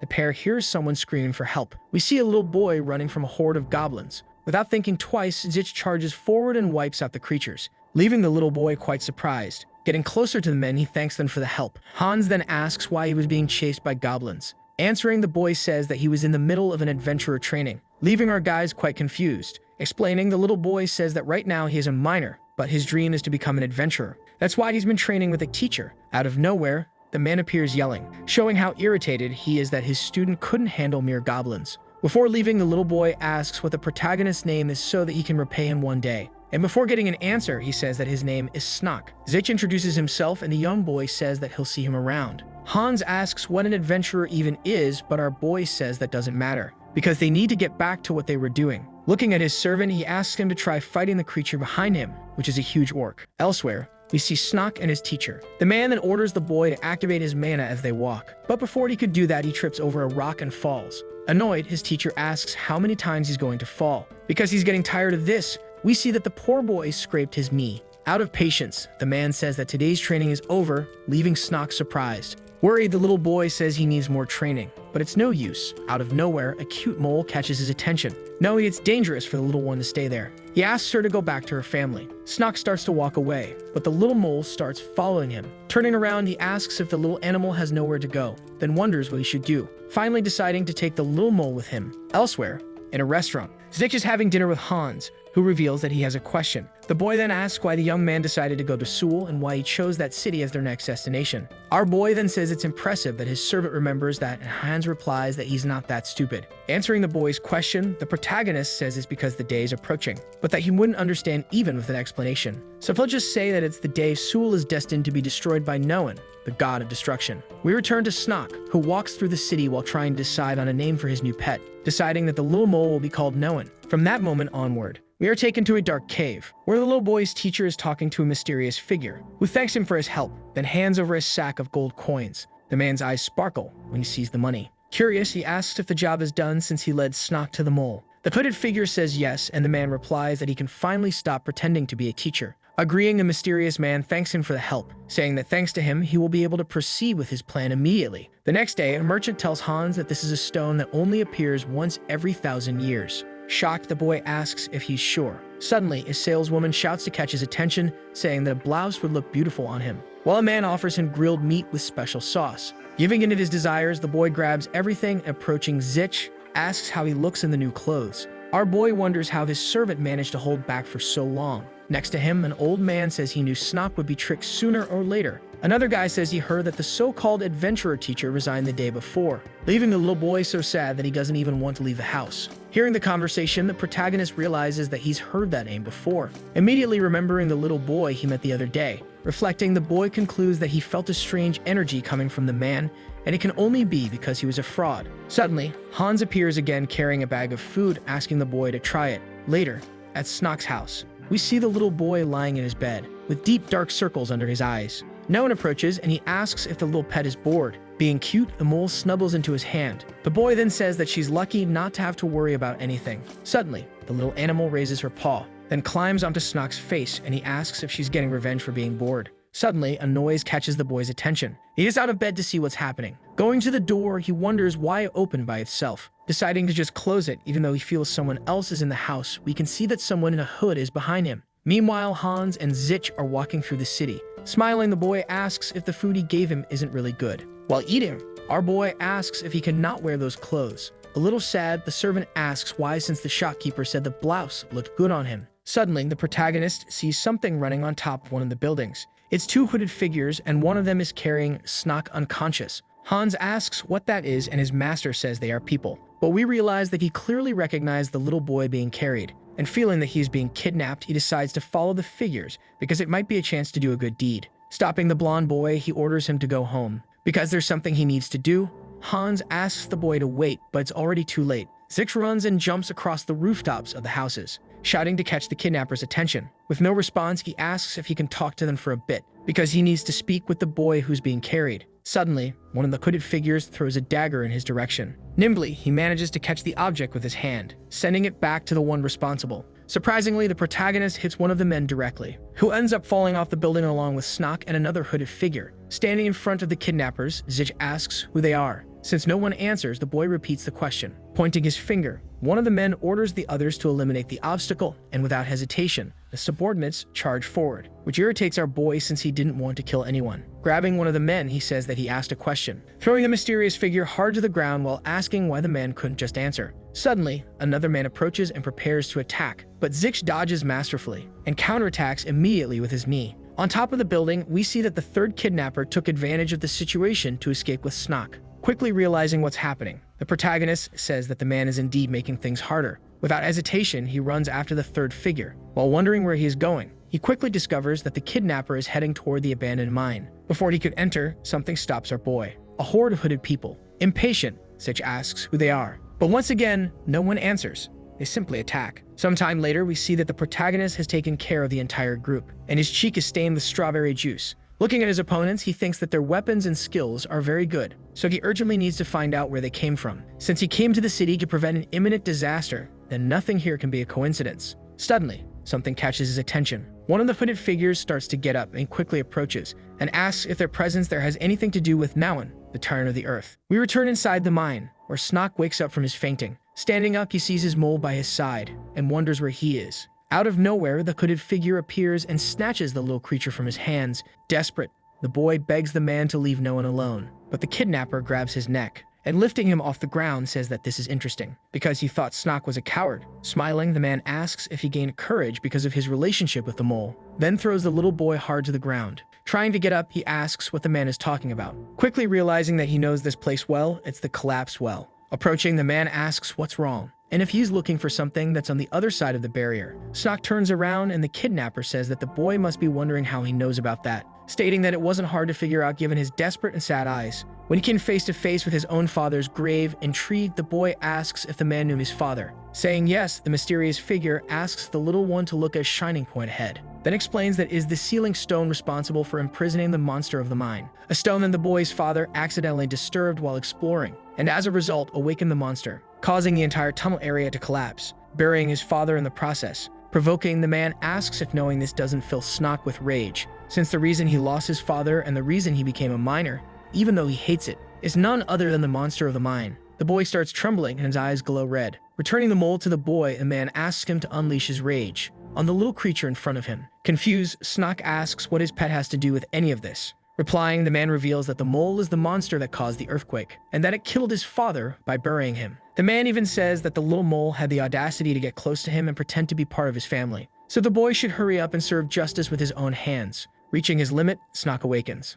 Meanwhile, Zich is running outside the mine, because the group he defeated self-destructed the moment he mentioned Nauen. Using a very sophisticated method that shows knowledge of fire magic and of magical artifacts, our boy can only think about how everything is connected to Nauen, but he needs to figure out who is controlling everything. Suddenly, someone approaches, carrying an energy that the protagonist recognizes. Without hesitation, Zich draws his sword, and we discover that standing in front of him is none other than Nauen himself, incarnated in Snock's body. The protagonist then asks why the boy is like that after being kidnapped. Without an answer, our boy concludes that Snock doesn't seem to be conscious. Trying once more, he asks if the boy has ever heard the name Nauen. Still not responding, the little boy grits his teeth, making sharp rocks rise from the ground right after. After jumping back to save himself, Zich thinks that this is strange, because he doesn't remember if Nauen was always like this. Concluding that no, since the god is known for incarnating into his enemies in a systematic and rational way. Unlike his opponent, who seems to be going insane, Snock, who now has fire hair, realizes that he's about to be attacked, because the protagonist is in the air ready to strike him down while saying that if he doesn't want to get hurt, it's better to start talking and answer the questions.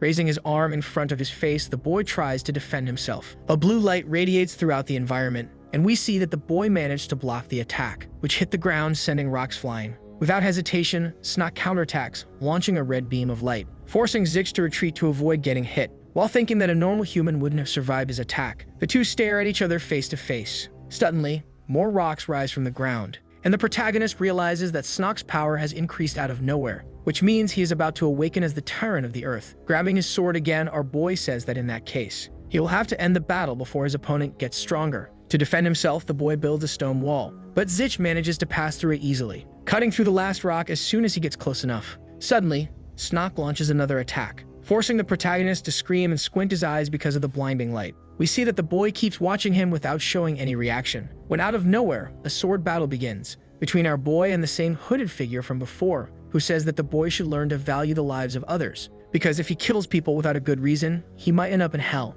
Zich decides that the best thing now is to back off again, to ask if it was the man who did that to Snak. Smiling, the man asks if he didn't do a good job. Answering, the protagonist says that judging by the energy, it looks like the man fused the boy with a mythical beast of the earth, one that he thinks is called Noan. Thinking to himself, the enemy wonders how the boy knows that and decides to ask out loud. Scratching his neck, Zich says that he can't reveal all his tricks. Annoyed, the man prepares to launch an attack while asking if the boy is sure, because if he doesn't answer, he'll have to get the information by force. We discover that the man actually used the power on himself to transform into a beast. Now being twice the size, he says that he didn't want to show that trick to the boy, but there was no choice. Without thinking twice, Snak charges to attack the man, but the man grabs his hair, asking if the boy thinks he's a threat, which is very unfortunate. Throwing the little boy far away, the man says that now something else needs his attention. Zich intervenes and asks if the man thinks it's a good idea to throw the boy away like that. Replying, the beast says that the boy must have done a lot to win him over, but now he's in berserker mode, and that he can find him later since the focus is to finish off the protagonist. Also enjoying the quality time they have together,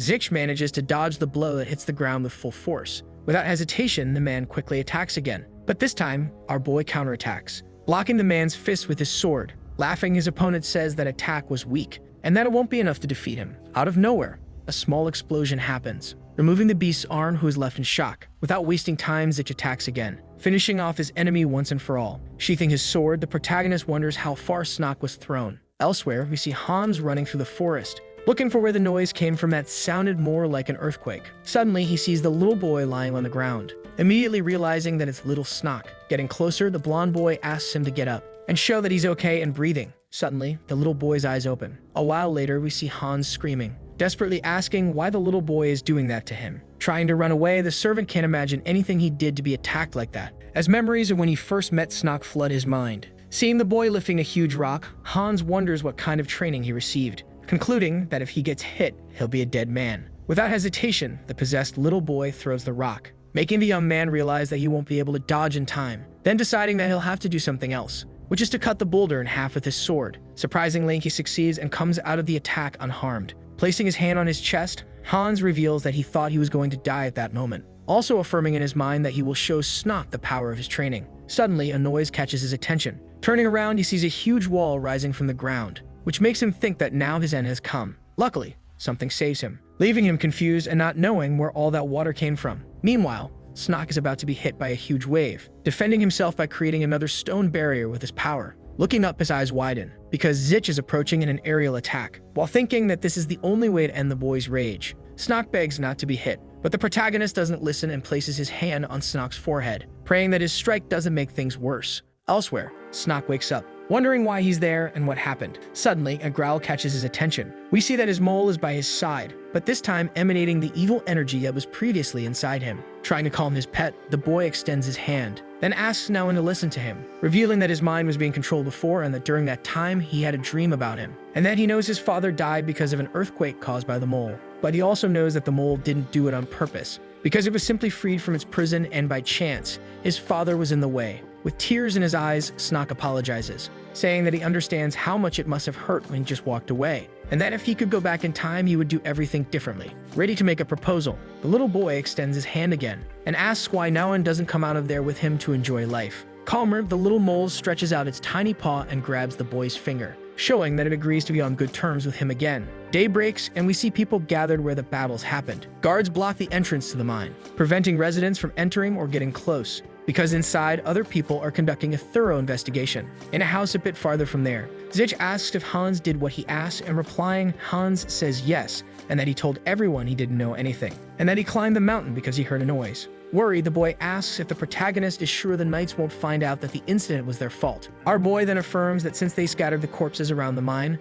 no one will ever suspect anything. Most importantly of all, is the fact that no one will ever suspect that a boy like Snak was involved. Zich then turns to the little boy and says that since he and Noan made a pact, everything will be fine, especially since the mana abilities of the two are similar. Standing up, the protagonist asks what the boy will do from that moment on. Answering, Snak says he's still thinking after all, Noan really killed his father, and he can't ignore that. Understanding the situation, our boy asks if the kid is hesitating to forgive the mole because it didn't suffer any consequences, then suggesting that he find a way to make it pay, leaving the boy confused. Without explaining much, Zich says that the boy really wanted to be an adventurer, and that's why he was even tricked. So he thinks he can help him with that part, as a form of doing a good deed. Birds start singing desperately as they notice a certain movement, suddenly flying far away from that whole situation. The warrior looks extremely tired but still holds his weapon. With a terrifying scream, he charges forward with all his strength. His opponent raises a barrier between the two as a form of protection. But the young man is so angry that with one strike, he manages to destroy the stone. At that moment, the boy and his pet are left shocked.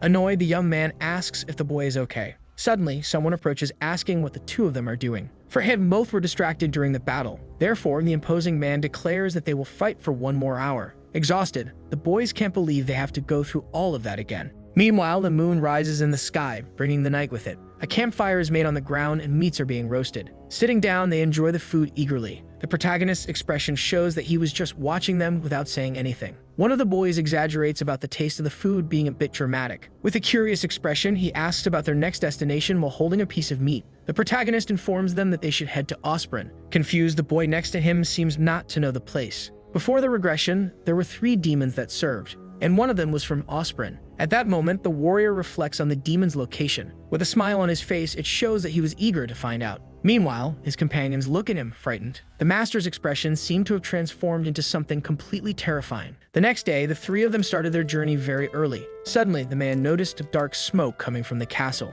The boys also noticed a strange smell, nothing related to food. Upon receiving the information that the smell came from burning bodies, they were completely shocked. Worried, the protagonist reflected on whether it was just a fire or an invasion. Shortly after, they hear a voice coming from inside the forest. Wielding their spears, the knights demanded that the strangers identify themselves immediately. Nervous, the boys couldn't even say their names, but the leader quickly informed them that they were just travelers, and that they were passing through the area looking for a safe place to stay for the night. The guards discussed the possibility that they came through the mountains and might be sick. Meanwhile, the master tried to listen to what they were discussing. In the end, the guard asks the travelers to accompany them. The village was simple and surrounded by armed security on all sides. The 3 walked together, observing the whole place carefully. Shortly after, they arrived at the young master's cabin and were announced as a suspicious group. Losing their balance, the boys were thrown into the room. Calmly, the guard explained that they were found in the forest and claimed to be travelers. Moreover, they didn't believe that these people were inhabitants of the village. The protagonist's expression completely changed when he saw the young master. With a smile on his face, he introduced himself as Joachim Drakel, commander of the task force sent to the village. Joachim Drakel was one of the 4 guys who traveled the world with the warrior. At that moment, he realized that the feeling of sharing battles was still very recent. Besides that, they used to drink together to celebrate victories. With respect, the protagonist bows and introduces himself as Zeke. His companions were Hans, Snock, and the little one on his shoulder was Noan. Zeke informs them that he came from Seoul to train his subordinates in the mountains. Reflecting on the information received, both exchange intrigued glances. Joachim chooses to believe the strangers, leaving the guard desperate for believing in the possibility that they were fugitives from the village. But the young master asks him to calm down about his rushed decision. According to his plans, he had no intention of letting the travelers leave that place. The warrior's thoughts questioned that man's charisma. Now that they were in the village, they should stay with them for a while, because in that place there was an infectious disease spreading everywhere. But the protagonist was already fully aware of all that information due to some clues. The men were sent to the town trying to prevent the disease from spreading even more. Since Zeke and his subordinates had contact with them, they could have been infected and should leave the village.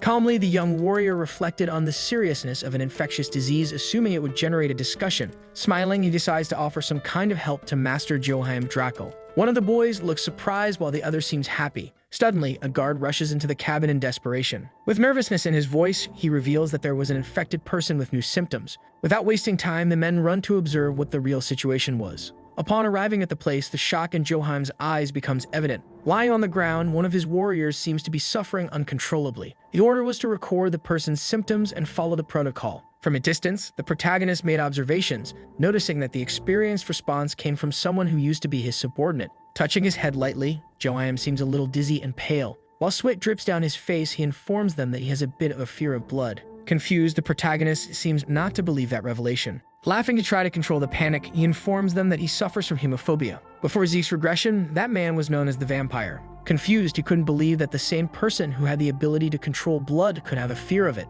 The life of the vampire was indeed something very different from his present. Finally, Zeke reflects on how that revelation seems absurd, questioning the situation in a comedic way. Hemophobia caused major problems for the young master, but apparently he didn't want to go into more detail about the subject. Drakel was always very reserved, and even before the protagonist's regression, he had only revealed the place he came from. With sincerity in his voice, the warrior informs that Joheim would be able to overcome the difficulties. In the end, he would become so used to it that one day he could even take a bloodbath as a hobby. After that, since they could leave the village, they helped Joheim and his soldiers. They did everything possible to ensure the disease was completely eliminated. However, the results were still not satisfactory. Therefore, the best decision was to set fire to the entire village and destroy it completely. The flames spread throughout the region while they watched in sadness. Hans reflects on the people they lost along the way. Meanwhile, what remains for Drakel is to accept the sad ending. Zeke realizes that the young master seemed very upset. The death of so many people and the complete destruction of the village were the cause of his suffering. At that moment, the protagonist realizes that this was not a common feeling for the Joheim of the past.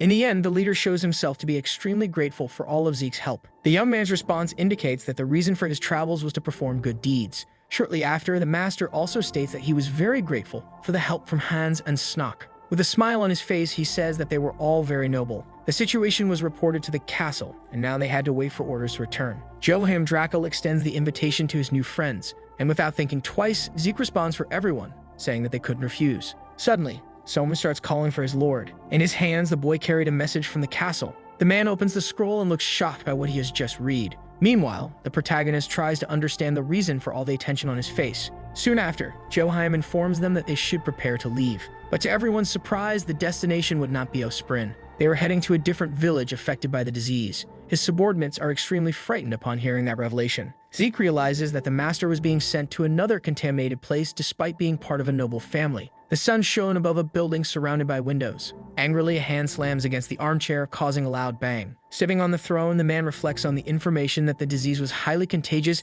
capable of wiping out an entire village. That's why he couldn't understand why Joheim Drakel was still alive. Bowing his torso, the servant apologizes, assuming that the boy must be a very lucky person. The man grows increasingly irritated and grabs a vase beside him. He simply couldn't accept that the young master wasn't eliminated by the disease. His anger is so great that he throws the object against the wall. Calmly, the servant watches the madness taking over his entire body. Now that man expected a different plan capable of killing Joheim Drakel once and for all. Meanwhile, the soldiers decided to build a large bonfire. Hans noticed that all the bodies would be burned in that place. With a crater in the ground, the fire spread and took over the whole. In the end, that entire village was also wiped out by the disease. And once again, they had no orders to return to the castle. Suddenly, Zeke hears a strange noise coming from the middle of the forest. Hans looks worried and questions the leader. Shortly after, he decides to grab his sword to face any kind of threat. Determined, he demands that the hidden people show themselves as quickly as possible. 5 hooded creatures emerge from the woods and reveal themselves. They quickly draw their weapons hidden in their garments, and without a word, they all launch them toward the protagonist. Using all of his skills, he manages to dodge the attack with his powerful sword. His subordinates seem impressed by what was happening. Those were the Black Hoods, skilled and determined warriors. Zeke reflects that they seem similar to the previous ones. Realizing that a fight was coming, he calls for Hans and Snock. The order given to the boys was to attack 2 of those hooded figures, 1 each. After that explanation, Zeke runs into the fight, leaving the boys completely in shock. The leader's goal was to capture one of them and get as much information as possible. With a leap, he tries to approach his target, but notices something unusual. A large explosion happens in the middle of the forest, preventing his attack. At that moment, he realizes it was the same artifact used by the warrior from Seoul. Additionally, it was apparently the same fighting method as well. Finally, he starts questioning why those guys were all in the same place. The battle intensifies, and he continues with his reflective thoughts. Their goal in Seoul was to turn Noam into a demon. This time, it could be something similar to the last one. Therefore, the Black Hoods were probably after Joheim Drakel, who would one day become his companion. He thinks that the fact Joheim would become a demonic human might be related to it. On top of that, it was exactly around that time that demonic humans started to appear in the world. It was enough for people to start calling that period the era of demonic humans. Deep down, he considered the possibility that those guys had created all the demonic humans. However, he remembers that some of them transformed naturally, like himself. Suddenly, he becomes intrigued by a possibility that crossed his mind. The protagonist believes that his transformation into the Demon King could be part of someone's plan. After leaving the Count's residence, he realizes that all the circumstances pushed him toward that destiny. From the beginning, all the events forced him to become a demonic human. At the time, he used to believe that all of it was just bad luck and the chaos of the world. Meanwhile, his enemy prepared a flame spell to launch against him. Angrily, he starts reflecting on the possibility of having been used as some kind of puppet. Suddenly, he jumps into the air and heads toward his opponent. Even though it was an interesting situation, none of it could be forgiven. The moonlight illuminated the entire camp. Lying in their beds, Hans, Snock, and Naum slept in a deep sleep. Still awake, Zeke thought about how he wasn't able to capture any of those warriors.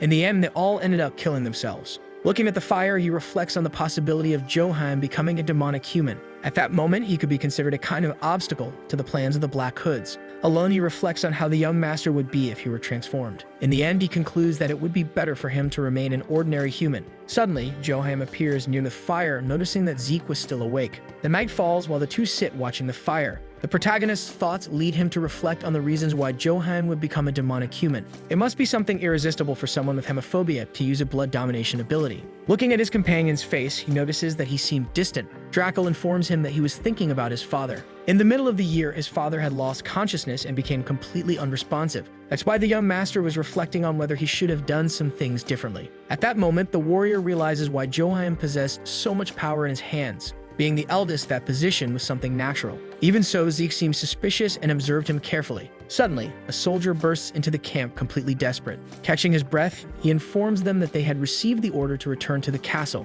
Confused, Joheim Drackle seems unable to believe his words. Meanwhile, the night had already completely surrounded the building. Calm footsteps could be heard as people advanced through the area. Joheim Drackle presents himself to his brother, showing that he was fine. With extreme falseness in his gaze, the noble welcomes him back home. Carefully, the warrior observes the differences between the two brothers. The only thing they had in common was their sickly appearance, one with mental issues and the other with pale skin. Suddenly, Zeke starts observing the old butler next to him. Drackle informs his brother that the disease has spread through Osprin. Regretfully, the man blames the boy, saying that he wasn't careful enough to control the plague. The soldiers seem unable to believe they were being blamed for everything. Giving his brother another chance, he decides to send him to Osprin with the goal of containing the disease again. This time, he could only return when the disease was completely eradicated. Moreover, the man says that he could get sick too, feeling nauseous just thinking about it. The young master seems to have no words to respond to his brother and decides to accept the mission. In Osprin, they tried to assess the situation cautiously. The area where the infected resided was under strict quarantine. So far, the deaths totaled 60 people.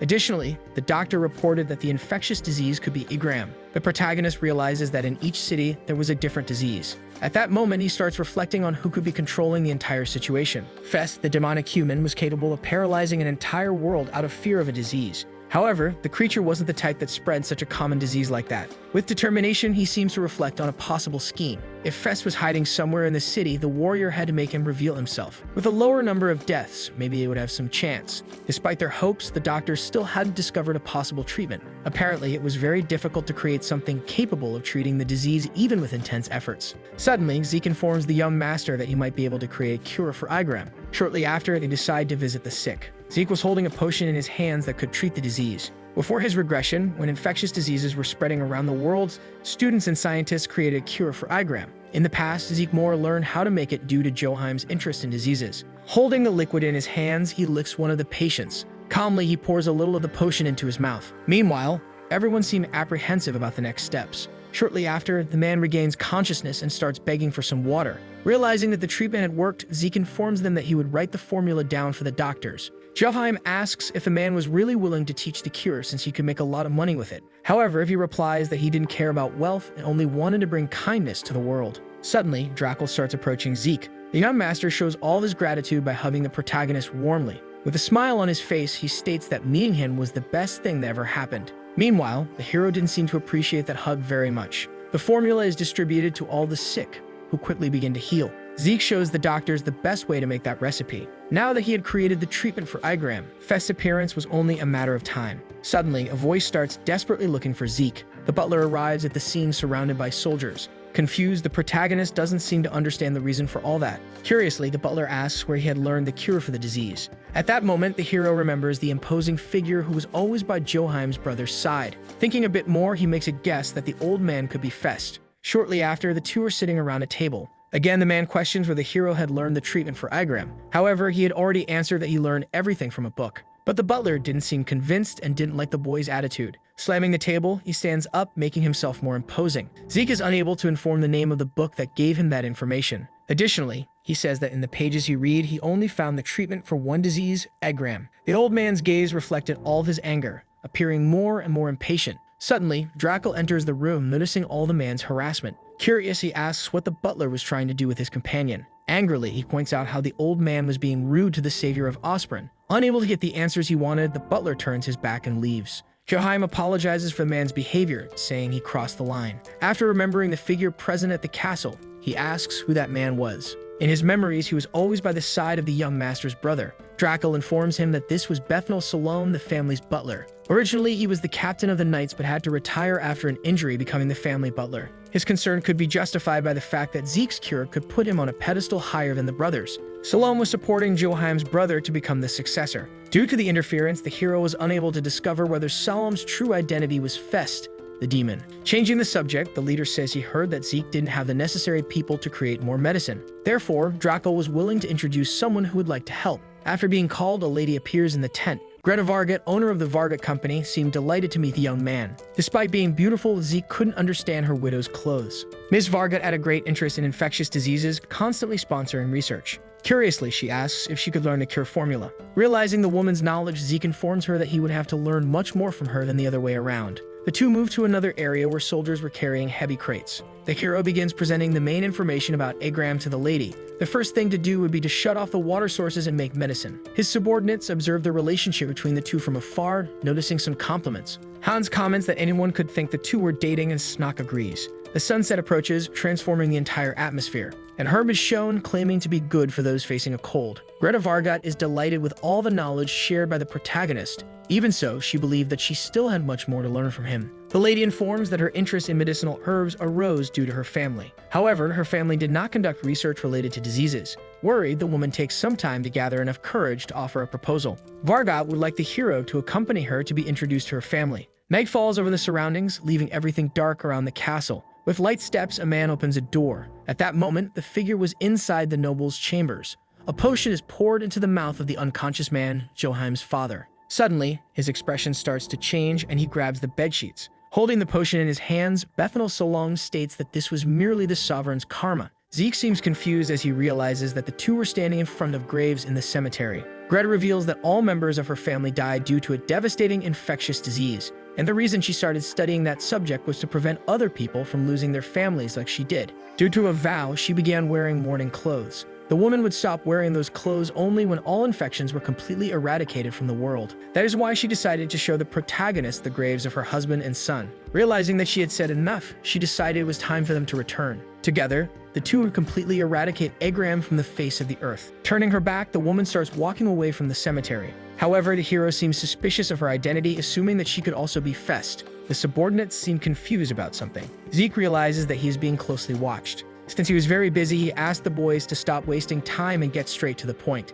To his surprise, it is Hans who questions him about his possible relationship with Miss Vargat. The soldiers were spreading some rumors that the two were a couple. However, the protagonist seems neither to confirm nor deny the information. Finally, Hans states that his boss was a man after all, instead of some kind of Buddha. Hearing those words, the master throws a rock at the boy's head. Zeke seems confused by the speculations about him and Greta Vargat, since the two hadn't done anything romantic. Besides, she had appeared at the same moment when he created the treatment for Igram and knew a lot about diseases. That's why he still considered the possibility that she was Fest, making her even more suspicious than Salom. However, she still didn't seem to act like a demon, so she needed to be observed for a little longer. The protagonist reflects that he should have asked Gren Zenhart, as he was the only one who knew Fest's identity after killing him. While lost in his thoughts, a voice starts calling him. The information revealed that the Lord's people had taken Miss Vargat. Joheim informs him that they claimed it was to check the condition of the Lord, but he preferred to verify it personally. At that moment, the hero reflects on the key person for disease treatment being recruited. His thoughts reveal that Salom might be Fest and is inside the castle.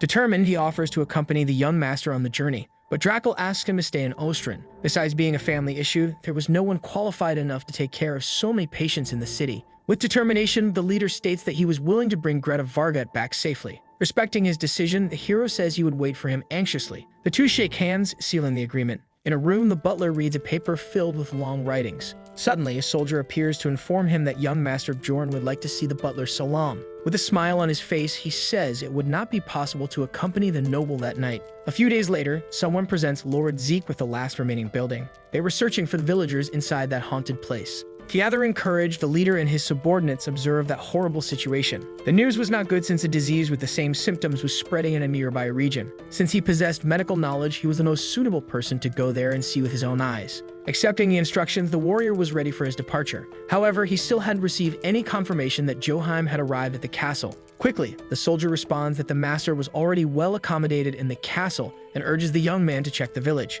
Opening the door, the protagonist reflects on how many days had passed since Drakel's departure. At that moment, he believed that some harm could be done to the master if he didn't obey the orders. The large doors open, and everyone looks on with curiosity. Suddenly, the boys change their expressions after noticing something strange. People were lying on the ground with sheets covering their heads. Shortly after, a mysterious voice questions who the intruder was. Holding a bucket in his hands, the man warns that their entry was not permitted. Zeke informs him that they came from Osprey to inspect the disease. With a smile on his face, the man assumes they were doctors and apologizes. Realizing that it was not the right place to discuss, he offers a quieter room. Hans and Snock seem to agree to follow the man. While walking, the hero states that he has understood the situation. Shortly after, he grips his weapon tightly, leaving the stranger frightened. He points his sword at the mysterious man. Suddenly, his expression transforms into something evil. The man holds a weapon and starts showing some movements. Without wasting time, he charges forward, running towards his opponent. But Zeke is more skilled and manages to land a precise strike. With the sword in his body, the threat falls to the ground, completely eliminated. Confused, Snock seems unable to understand what just happened.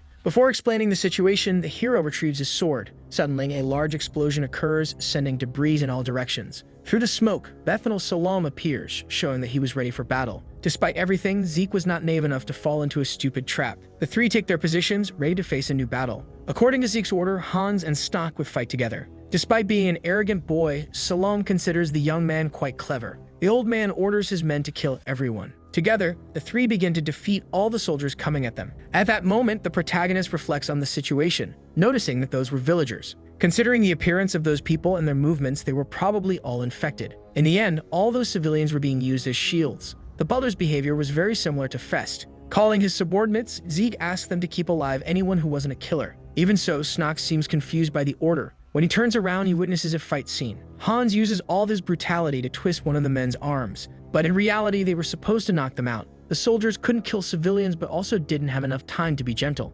Meanwhile, the attacks continued, showing that the situation was becoming more intense. At that point, the old man should have realized he was at a disadvantage. Zeke and his subordinates do everything to take the men down. Realizing he was losing, Salam desperately screams for Krobit. Quickly, the giant enters the room holding a powerful weapon in his hands. The boys are stunned by the creature standing in front of them. With no time for discussions, Krobit lets out a roar, showing he was ready for battle. Although he had never seen Fest, Zeke remembered that monster perfectly. It was one of Fest's subordinates. At that point, he believed that Salam had some involvement with Fest, and despite his skills, he was sure that Krobit was going to be a real pain. Everything seems calm until a door is smashed in half. The fight between Krobit and Zeke keeps intensifying more and more. Those kinds of creatures were the most annoying to fight due to their extreme strength. Smiling, Salam seems to enjoy the monster's combat power. However, Zeke possessed an extraordinary skill with his sword and tried to approach with a strike. Suddenly, the monster grabs his weapon and tries to land a blow on the protagonist, but he manages to dodge. Gaining momentum, he grips his weapon and flies towards the monster. Even managing to hit it, he realizes that its skin was ridiculously tough. On the other side, the boys fought bravely to survive. At that moment, the hero realized that he would need to give more of himself.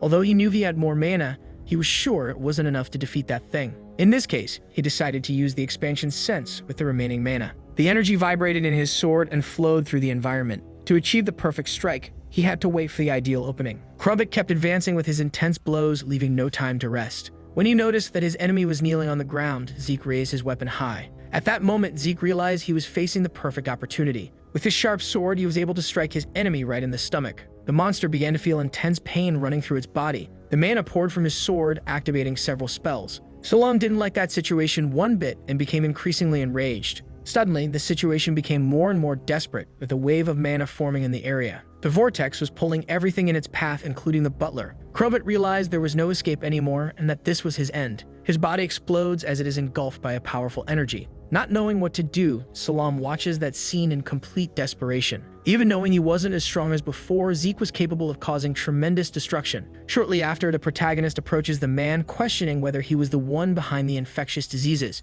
The weapons used by the Black Hoods were the same as those used by the guys who tried to kidnap Snock and Soul. The villain, with an arrogant smile, reveals that he has no intention of making deals with the protagonist, only of destroying him. Confused, the hero seems unable to understand the man's goals. Salam, enraged and already out of control, promises to take revenge for ruining his plans against the Draco family. Frightened, the boys watch the entire discussion. Suddenly, the butler pulls a vial from his suit, revealing his true intentions. Forcefully, he smashes the container on the ground, determined to proceed with his plans. Hans and Snock hold their breath, wondering if it's something poisonous. However, the protagonist informs them that it's just a smoke bomb. Now everyone must go after the old man who was trying to flee as quickly as possible. The next step would be to invade the castle to help Johan. Chained in a prison, the young master couldn't escape from that place. They had to head to the Lord's castle as quickly as possible. Zeke knew that Johan could be in danger at that very second. Suddenly, he starts looking at one of the fallen civilians beside him. A red stain can be seen behind the man's ear. Meanwhile, in the castle dungeons, Johan had been locked in prison by his own brother Bjorn, who had taken over the castle. Even in that situation, he still found time to think about Miss Varget, hoping she was safe. Suddenly, a voice starts talking to him. Draco couldn't believe that person was capable of invading a place where only sinners were imprisoned. With a smile on his face, the man says he is there to help him. He presents a fire orb called Bloody Vessel and asks Johan to place it inside his body. With that artifact, he would be able to obtain tremendous powers. He could defeat the brother who desired his death along with all his followers. The man is shocked to hear the refusal in the master's voice. Suspicious, he wasn't willing to consume something offered by a stranger. Irritated, the hooded man realizes that his plans didn't go as expected, and maybe the reason was that bastard who showed up with the cure for Igram. However, he decides to try another approach, saying that he would reveal the whole truth. There was a man who manipulated infectious diseases at his will. Furthermore, his brother and that man were conspiring together solely for the purpose of killing the master. At that moment, Draco starts paying more attention to the man's words. Bjorn destroyed all nearby villages with infectious diseases just to kill him and spread Igram, the weakest one in Austrian. Despite all attempts, Johan remained alive, and for that, he was imprisoned. Noticing the noble's growing anger, the man explains that he had been on Bjorn's side temporarily. But he didn't want his brother to become the new count because he would turn Austrian into a living hell. That's why the boy should set his anxiety aside and take the chance to save the world. Once again, the hooded man offers the chance to acquire tremendous power. If he wanted to protect the people, he should absorb that bloody vessel. Suddenly, the protagonist appears inside the prison. Curiously, he asks if that item was for sale. Quickly, the man hides the powerful item inside his sleeve. Approaching, Zeke demands an explanation about the item in his hands. Even with the man's refusal, he insists, saying that he should be more understanding with someone who had ambushed him several times. But the man refuses again, saying that the protagonist didn't mean to know. In the middle of the prison, the two exchange intense glances. The protagonist states that there was no fun in negotiating with the guy. Since he saw one of his associates back in Seoul, he had formed a theory that all of them were part of an organization created to produce demonic humans. At that moment, he assumes that the man's plan was to turn Joe Hyam into one of his creatures. Hearing those words, the man starts getting more and more irritated. There was no other choice but to endure until reinforcements arrived. Besides, it would be difficult to get any relevant information from that man since he barely spoke. Suddenly, they begin hearing noises coming from outside the prison. Apparently, Bjorn's reinforcements had arrived at the location. However, it was Hans and some soldiers who were ready to help the master. The hooded man becomes even angrier upon discovering that they had taken over the entire area. Zeke starts provoking the man, saying that his expression looked a little different. Smiling, he asks if that short period of hope was good. Realizing he was at a disadvantage, the man turned his back and started to flee. Zeke shouts for Snuck, who begins using his powers. Suddenly, stones fall from the ceiling, shaking the entire structure of the prison. Nervous, the man realizes he was completely ruined. Shortly after, a huge explosion sends debris flying in all directions. As the smoke dissipates into the air, the soldiers observe the situation. One of them shouts for the young master upon noticing a threat coming their way. From the ground, a giant stone-shaped hand emerges. But inside it, Johan is safe and sound, far from any danger. Zeke congratulates Snock on his incredible work. Despite everything, the noble was doing very well and without injuries. The next step was to get rid of his brother for starting that whole war. However, Zeke seems suspicious about certain things. Shortly after, they walk calmly through the corridors. The young master guides his soldiers toward Bjorn's chambers. However, Zeke noticed that the way he communicated with the soldiers was very different from the Draco of his past life. If it weren't for his weak body, Johan would have taken the position of successor a long time ago. Suddenly, everyone stops walking as they notice the presence of the butler. Irritated, Johan calls out to Salam, seeming not to understand what was in front of his eyes. A short time later, he sees Bjorn's body lying on the ground. Seeing the master in front of him, the villain assumes his minion failed the mission. Somehow, the young man managed to survive and help Johan once again. Determined, the master questions whether Salam was the one behind all those tragedies. With a smile on his face, the butler seems impressed by the late discovery. On top of that, he was the one responsible for leaving the Lord in that condition, with the goal of bringing judgment to the Draco family. Confused, the master seems not to understand those motivations.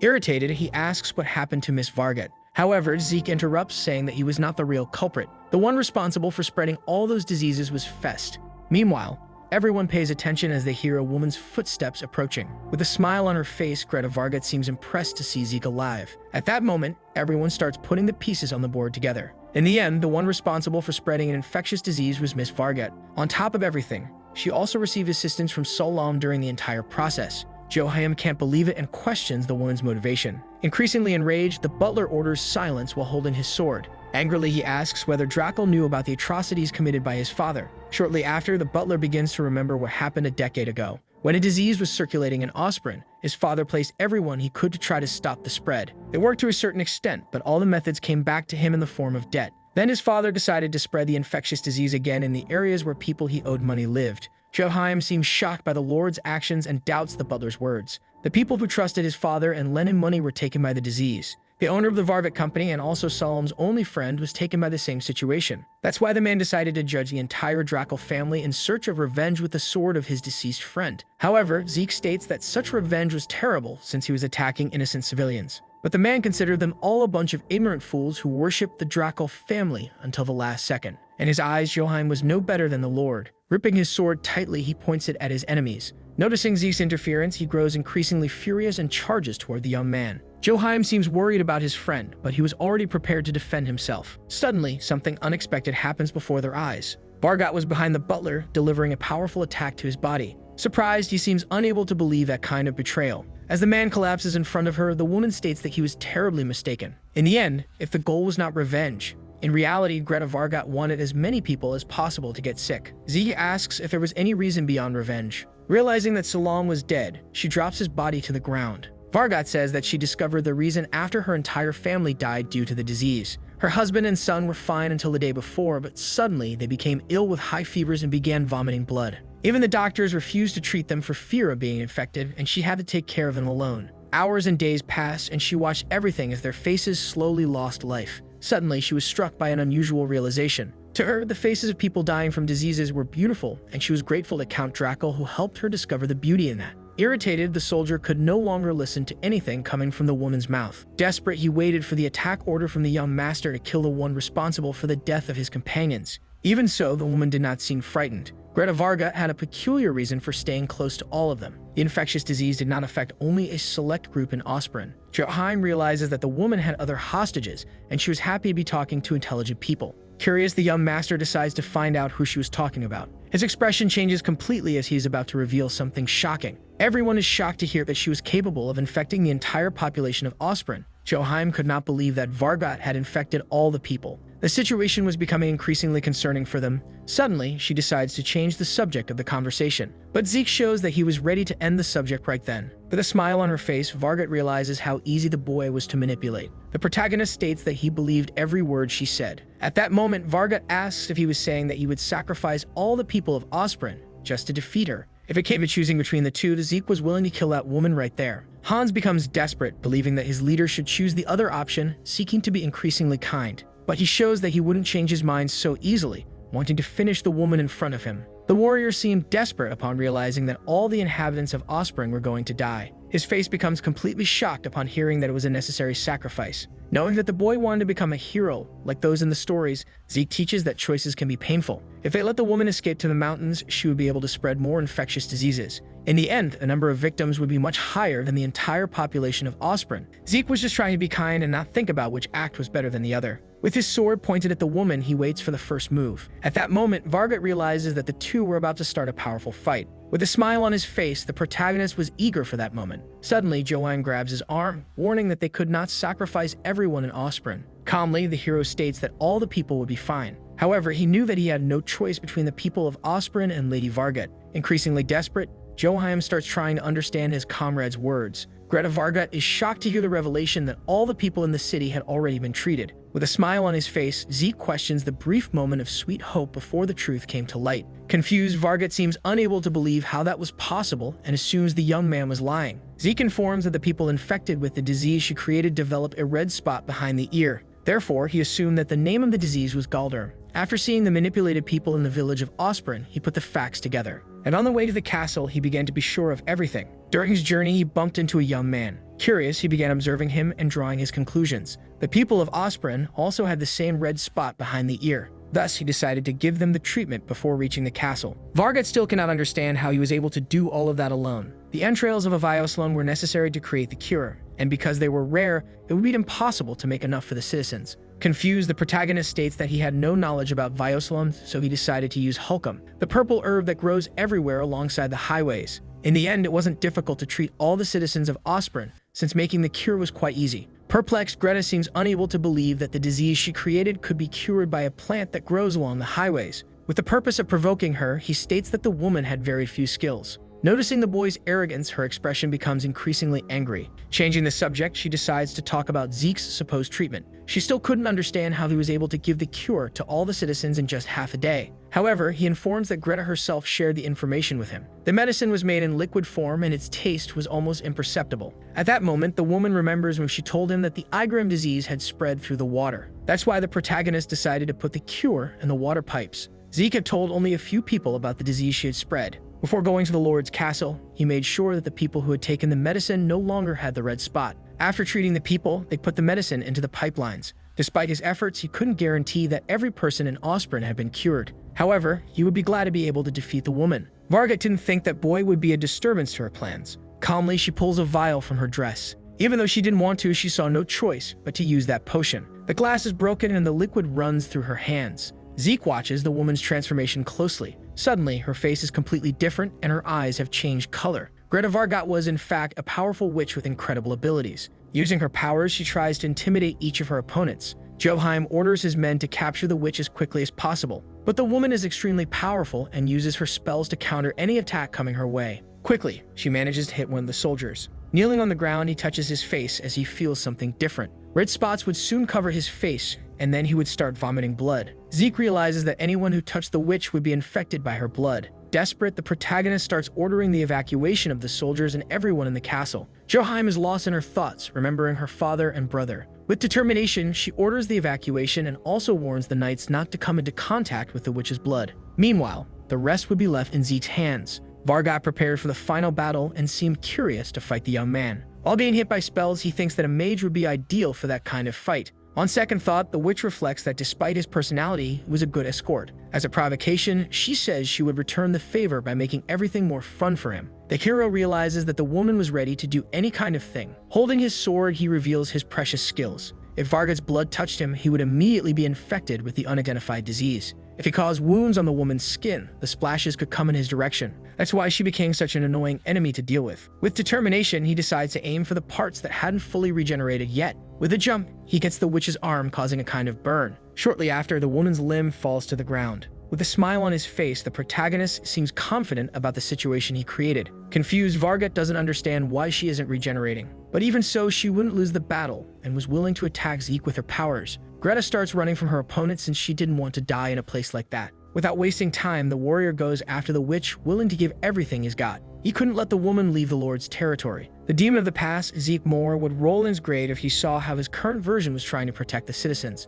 Desperate, the witch keeps running as fast as she can. But Zeke doesn't give up the chase for even a second. Suddenly, she stops in the middle of the forest, completely exhausted. At that moment, she realizes she's cornered and doesn't know how to proceed. Behind her, the warrior is already preparing for his next sword strike. Realizing there was no escape, Varga decides to try negotiating. But the hero wouldn't waste his words on that cruel person and quickly drove his sword into her. The witch's body starts to catch fire and he watches closely. Greta Varga died immediately on the spot. Looking back, the warrior notices a person watching everything closely. With her face covered by a hood, the woman seemed extremely mysterious and intriguing. Shortly after, Varga's body had already turned to ashes. Curious, Zeke wonders who that girl in the forest was, believing she might be a mage from the Draco family. Her beautiful face is revealed as she removes her hood. The hero realizes that the girl in front of him was very beautiful. Shortly after, she calls him by name, Zeke Steelwell. Without understanding anything, the hero seems confused about how the girl knew him. He tries to recall in his memories if he had ever seen the young woman before, but he doesn't remember that face. Shrugging, the girl realizes that the man in front of her was not Zeke Steelwell. The atmosphere completely changed, taking on an air of tension. The young woman's expression shifts as she realizes that the person in front of her was Zeke Moore. Wasting no time, the warrior charges with his sword, but is stopped by a magical barrier. The sorceress pushes his body away with her powers. Confused, he doesn't understand how that woman knew his Demon King name since it didn't exist in that world. Determined, he questions the girl about how she knows that name. However, everything falls into complete silence. Realizing the girl didn't want to answer, he tries to change his strategy by inviting her out. Deep down, he was very interested in that beautiful face. Suddenly, the woman begins casting new attack spells. While releasing her powers, she remarks that this was a strange way of inviting someone to dinner. Zeke tries to dodge the magic, realizing the attacks were powerful and fast. Without wasting time, the girl keeps chanting complex names to defend herself. The The protagonist believes she was using shortcuts to reduce spellcasting time. Stopping to think, he concludes that she was capable of creating a magical barrier in seconds. Lowering his guard, his leg is struck by a painful blow. At that moment, he realizes he was fighting against a high-level sorceress. Meanwhile, the girl gathers all her magic to create something grand. Shortly after, she floats into the sky with her magical barrier. Zeke attempts a stealthier approach using intense movements. With a leap, he reaches high up, ready to strike his sword at the target. Crouched, the sorceress continues chanting the most powerful spells she knows. Suddenly, a stone barrier blocks the warrior's precise attack. At that moment, he realizes he was dealing with someone experienced in combat. The girl's gaze shows a mixture of anger and intimidation. The stone continues growing in size until it strikes Zeke with a heavy blow. Surrounded by flames around her body, she seems determined to end the boy's life. Shortly after, a fireball is launched in the protagonist's direction. Realizing a powerful attack was coming his way, he decides to throw his sword into the middle of the flames. The power of the weapon penetrates the fireball instantly. An explosion occurs in the forest big enough to break Zeke's weapon. Now without his sword, he would have to use his own body as a means of defense. With a punch, he charges once again against the fireball. His blow is so powerful and effective that it causes the spell to return toward the woman. Even protected inside her magical barrier, she is hit by the shards. Touching her body, she realizes the spell wasn't enough. The sorceress grows increasingly irritated with her opponent. Zeke seems to enjoy noticing the irritation on her face. Even injured, she tries to cast another spell against her enemy. The young man's expression completely changes upon seeing what awaited him. A huge and sharp ice crystal was pointed in his direction. With a punch, he manages to destroy the threat, shattering it into 1,000 pieces. A proficient battle mage would keep launching magical attacks at the enemy. That's why he couldn't understand that strange delay. Besides, he himself had already faced bad situations since his regression. But the reason was that his body couldn't handle all the combat experience. Zeke knew that all that technique was far too precise for someone the girl's age. Another important fact was that she knew his old name. Piecing the facts together, he manages to think more wisely. Perhaps the girl in front of him was also a regressor. His assumptions start making more sense, even though the woman's movements were strange for a regressor. Moreover, she didn't seem to have any tolerance for pain. However, none of that made sense for someone with combat abilities. Not being used to pain was truly unusual. Even though he couldn't fully describe it, he guesses that she only absorbed experience artificially into her body. The protagonist's attention shifts to the other side as he hears his name being called. Joheim seems worried about his comrade upon noticing that he was injured, but the protagonist says it was nothing serious and asks him to step away from the fight. One of his soldiers calls attention to another area of the forest. Curious, the young master asks if Zeke managed to eliminate Vargat, but the hero knew that scene hadn't been caused by him. With just one attack, the stranger in front of him burned Vargat's body. Even confused, a soldier holds his sword ready to attack a possible enemy. However, the protagonist pulls memories from the beginning of the fight and reveals that he was the one responsible for the first attack. Thinking it over, he reflects that there was no reason to fight the woman except for the fact that she knew the name Zeke more. Besides everything, she finished off Fest for them without any problems. Suddenly, the hero starts apologizing for his attitude. Now he was curious to know the identity of the stranger. The one asks if all those men were his subordinates, but he replies no. In fact, all those men in the forest were collaborators. Not understanding what the term means, the sorceress seems intrigued, but Zeke simply reaffirms what he had said. At that moment, he thanks the girl for having taken down Greta Vargat, who was the person causing tragedies in the village. However, the mage seems unable to believe that situation. The protagonist is confused by the situation, but he reveals all his astonishment upon realizing that at that moment, Zeke cared about the people in the village, since it wasn't something the great demon king was used to doing. Meanwhile, the hero reflects on whether the woman really knew him from before his regression. The demon king Zeke Moore no longer existed in that present. The two continue staring at each other without saying a word. Suddenly, the soldier becomes irritated with the way the sorceress spoke to the hero of Osprin. Increasingly confused, she cannot believe that the man in front of her was a hero. With determination, the soldier explains that the man had done many good things for the village. At that moment, the woman decides to ask what the man's surname is. Even without knowing how much she knew about him, he informs her that the image she had of him was not accurate. Thinking a little more, the woman starts noting something different. Impatient, the protagonist starts realizing that she would not reveal her identity,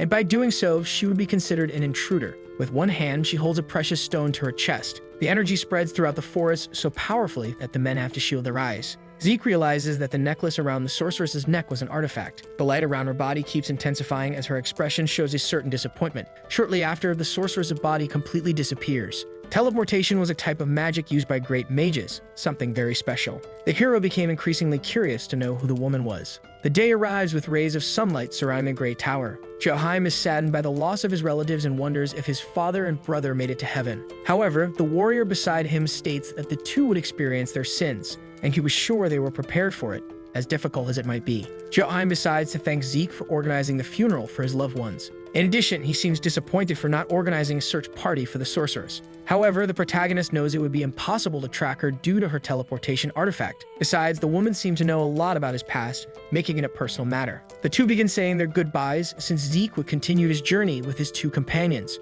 Shyly, Drackle asks if the warrior wouldn't be interested in working for them since he would receive the best treatment. But Zeke declines the offer, especially because he was sure the new count would take very good care of the city. Despite everything, the true savior of Osborne was the protagonist who helped them with everything. Moreover, Joheim couldn't bear seeing all that blood during the fights, fainting as soon as it was all over. He still considered having hemophobia something pathetic for the Count of Drackle's territory. Noticing his comrade's distress, he takes something from his bag, leaving the young master terrified. Once again, he had the chance to try that bloody vessel offered earlier in the prison. Nervously, the master realizes it was the same artifact that had been offered to him in the cell. After the battle, Zeke was able to retrieve the item from the pile of dirt. He explains that one day hemophobia would become a major obstacle as a lord, so he should try the item. Zeke hands the orb to his comrade, informing him that he would have authority over the blood around him. However, if he started manipulating the blood too much, things could get dangerous. Curiously, Joheim wanted to know if there was any way to prevent the desire for the blood of other people. But Zeke firmly states that if he ever became a bad person, the hero would return to the village to kill him. Night falls around the castle, which remains lit. In an office, someone seems focused on their tasks. Upon hearing a noise at the door, they ask for the employee to come in. Holding a stack of papers, the soldier informs that these were the additional documents. Even tired, he realizes that the night will be long with that amount of work ahead. After taking the bloody vessel, the lord seemed much calmer and healthier. Curious, the warrior asks how his relationship with blood is going. For now, everything seemed fine as long as he didn't control other people's blood. Seeing the blood manipulation spreading through the room, his subordinate becomes quite interested. Since the lord acquired the artifact, he had been practicing ways to defend himself, believing it was a good idea. Despite everything, the soldiers still seem intrigued about how Zeke knew all of that. However, they didn't need to understand his motivations or even his real identity since he had saved the city. Changing the subject, the Count stood up from his chair and revealed that he would like to research something more deeply. Looking out the window, he seemed intrigued by the sorceress and the Black Hoods and wanted to learn more about them. Meanwhile, the three travelers were resting peacefully in the middle of the forest. Zeke appeared thoughtful, trying to figure out the identity of that woman, since she knew that he used to be Zeke more before his regression. Furthermore, the sorceress seemed to be at a level similar to the demon of sorcery, one of the demon kings who stood beside Zeke, responsible for bringing terror to the world. Since they had fought a few times, he knew that the demon used all types of magic spells freely. However, that demon king was a very old man. That's why he still wasn't sure of the stranger's identity and would be incapable of forgetting such a beautiful face. If the woman had regressed like him, how could she be related to the key that distorts destiny? Furthermore, she could be the one responsible for transplanting the item into him, but all of that was just speculation. Even so, Zeke couldn't get her face and facial expressions out of his mind. Curious, he couldn't understand how the woman was watching him. Suddenly, Hans calls for the master, who was lost in his thoughts. The warrior's gaze reflects certain doubts, questioning the priority of killing Lady Vargot over saving Osprin. Zeke was very capable of understanding the boy's afflictions, since it was difficult to justify certain sacrifices. As a provocation, Zeke asks if Hans wanted to become a hero or a god. The protagonist teaches that delaying difficult decisions only made things worse. Suddenly, Hans asks if the leader believed he could become a hero, but the master doesn't confirm anything to the boy, saying he should follow his instincts.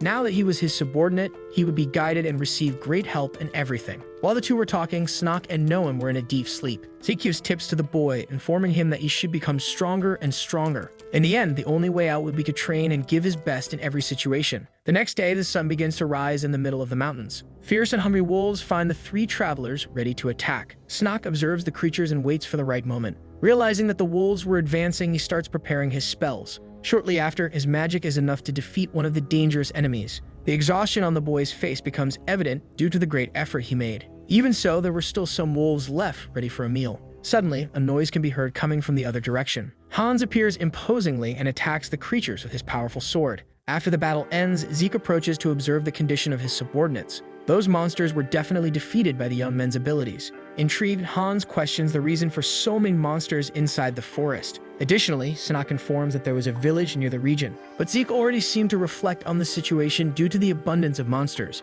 Shortly after, a voice calls for the three travelers. An old man with specific clothes and a very sharp spear appears, looking pressured by the strength of the outsiders. Curious, he asks if they would be able to help him with a little hand. The man says that in the middle of those mountains there were orcs and asks if they could deal with the threat. The protagonist reflects on the possibility of the creatures attacking the visitors in the forest. Together, they analyze a giant footprint on the ground. Snotch talks to his pet, showing the possible path of the orc. Hans asks if they might have to face an entire tribe of orcs, but Zeke couldn't answer that for sure since he would have to investigate further. Snotch asks if the master could track them with just a footprint. Despite everything, the hero wasn't very good at tracking. That's why they would have to use a different, more common strategy. Zeke informs them that they should walk, look, listen, and feel. At that moment, his subordinates realized that the boss had no plan in mind. Even though he wasn't on the level of professionals, the hero had a little knowledge about tracking. His senses were capable of covering a large area, and Hans and Snot were fast walkers. Therefore, he believed that in a few days they would be able to find the orcs. Suddenly, he notices that something's approaching him,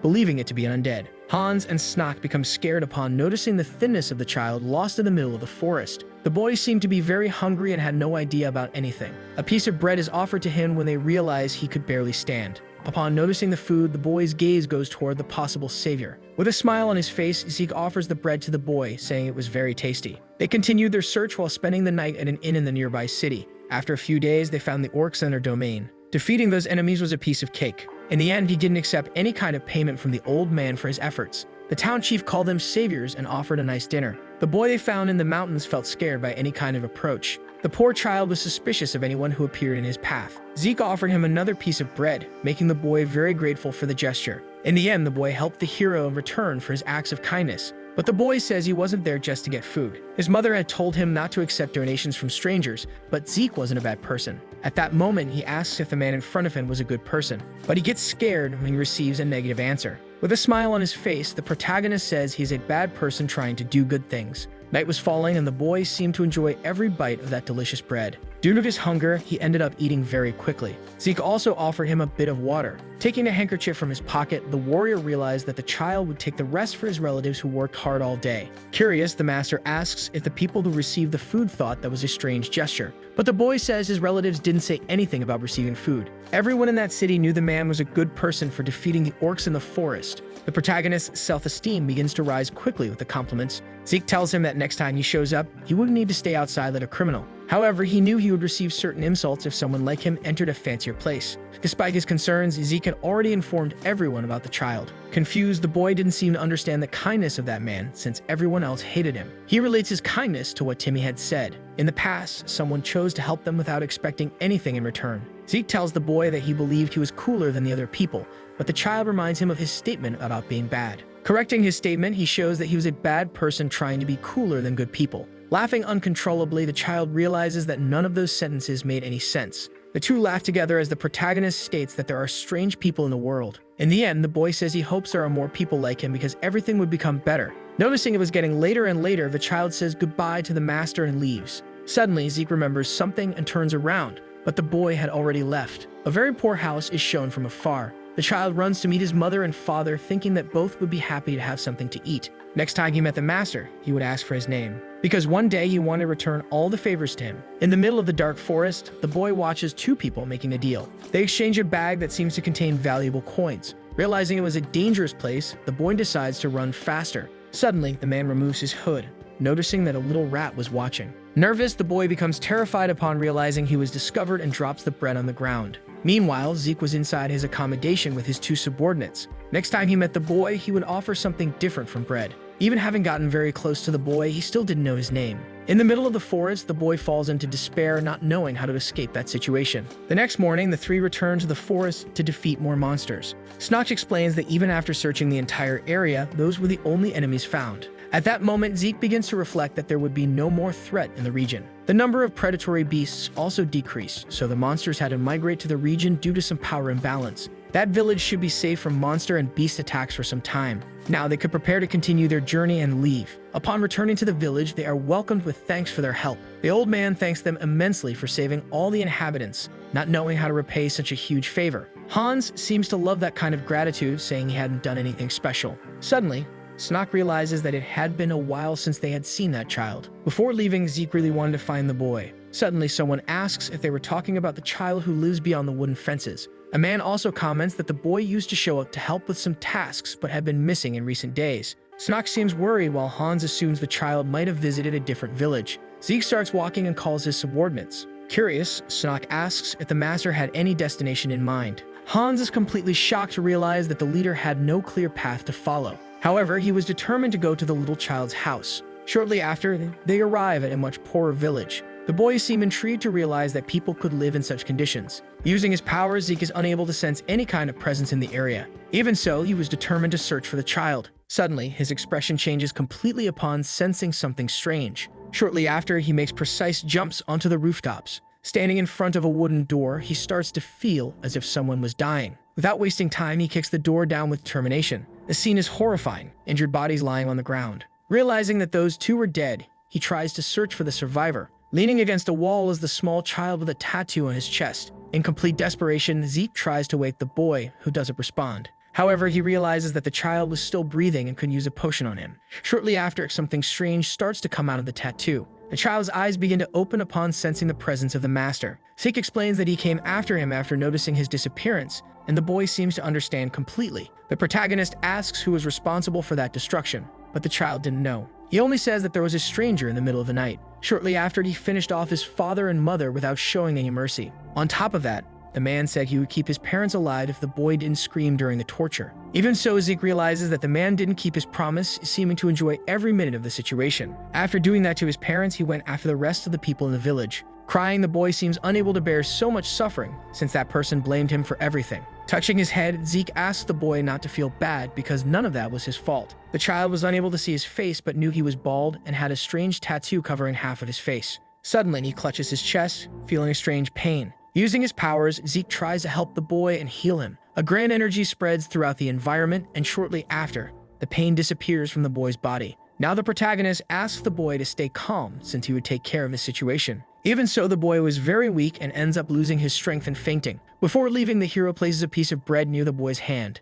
His attention turns to the door upon hearing a strange noise. His subordinates are shocked by the situation they witnessed, unable to believe what happened. Zeke stands up shortly after and asks them to be ready to leave. The destination would be to find the person who would help them get revenge for that child. The three stand in front of a bonfire house used to burn the corpses. Shaken by the situation, Snotch wishes that everyone finds eternal rest. Hans didn't expect that the boss would organize a funeral for a boy he had only seen a few times. Besides, he was willing to avenge his death. Therefore, the warrior believed that his motivation wasn't just justice. Despite wanting to do kind things, Lord Zeke wasn't the type of person motivated by that ideal. However, the fact that his kindness had become meaningless with the boy's death, and that someone he liked was tortured to death could be two things that wounded the master's ego. The next morning, there were only the bones of all those humans. The hero collected the remains and stored them in a large jar. Now they were ready to leave together. The destination was a very beautiful place, different from that village that only contained destruction. The beautiful young woman opens a heavy door and is surprised by something in front of her. The old man Wige returns the look to the girl with a smile on his face. Shortly after, the girl informs that her prayers were good. At that moment, he informs her that the young woman had visitors. Confused, she seems not to understand who would show up in that place to see her. Meanwhile, the three are sitting at a table having tea. The boys reflected that the order of the Carwomen is much bigger than they imagined, and Zeke had good connections. Upon seeing her visitors, the girl is very surprised by the presence of Zeke.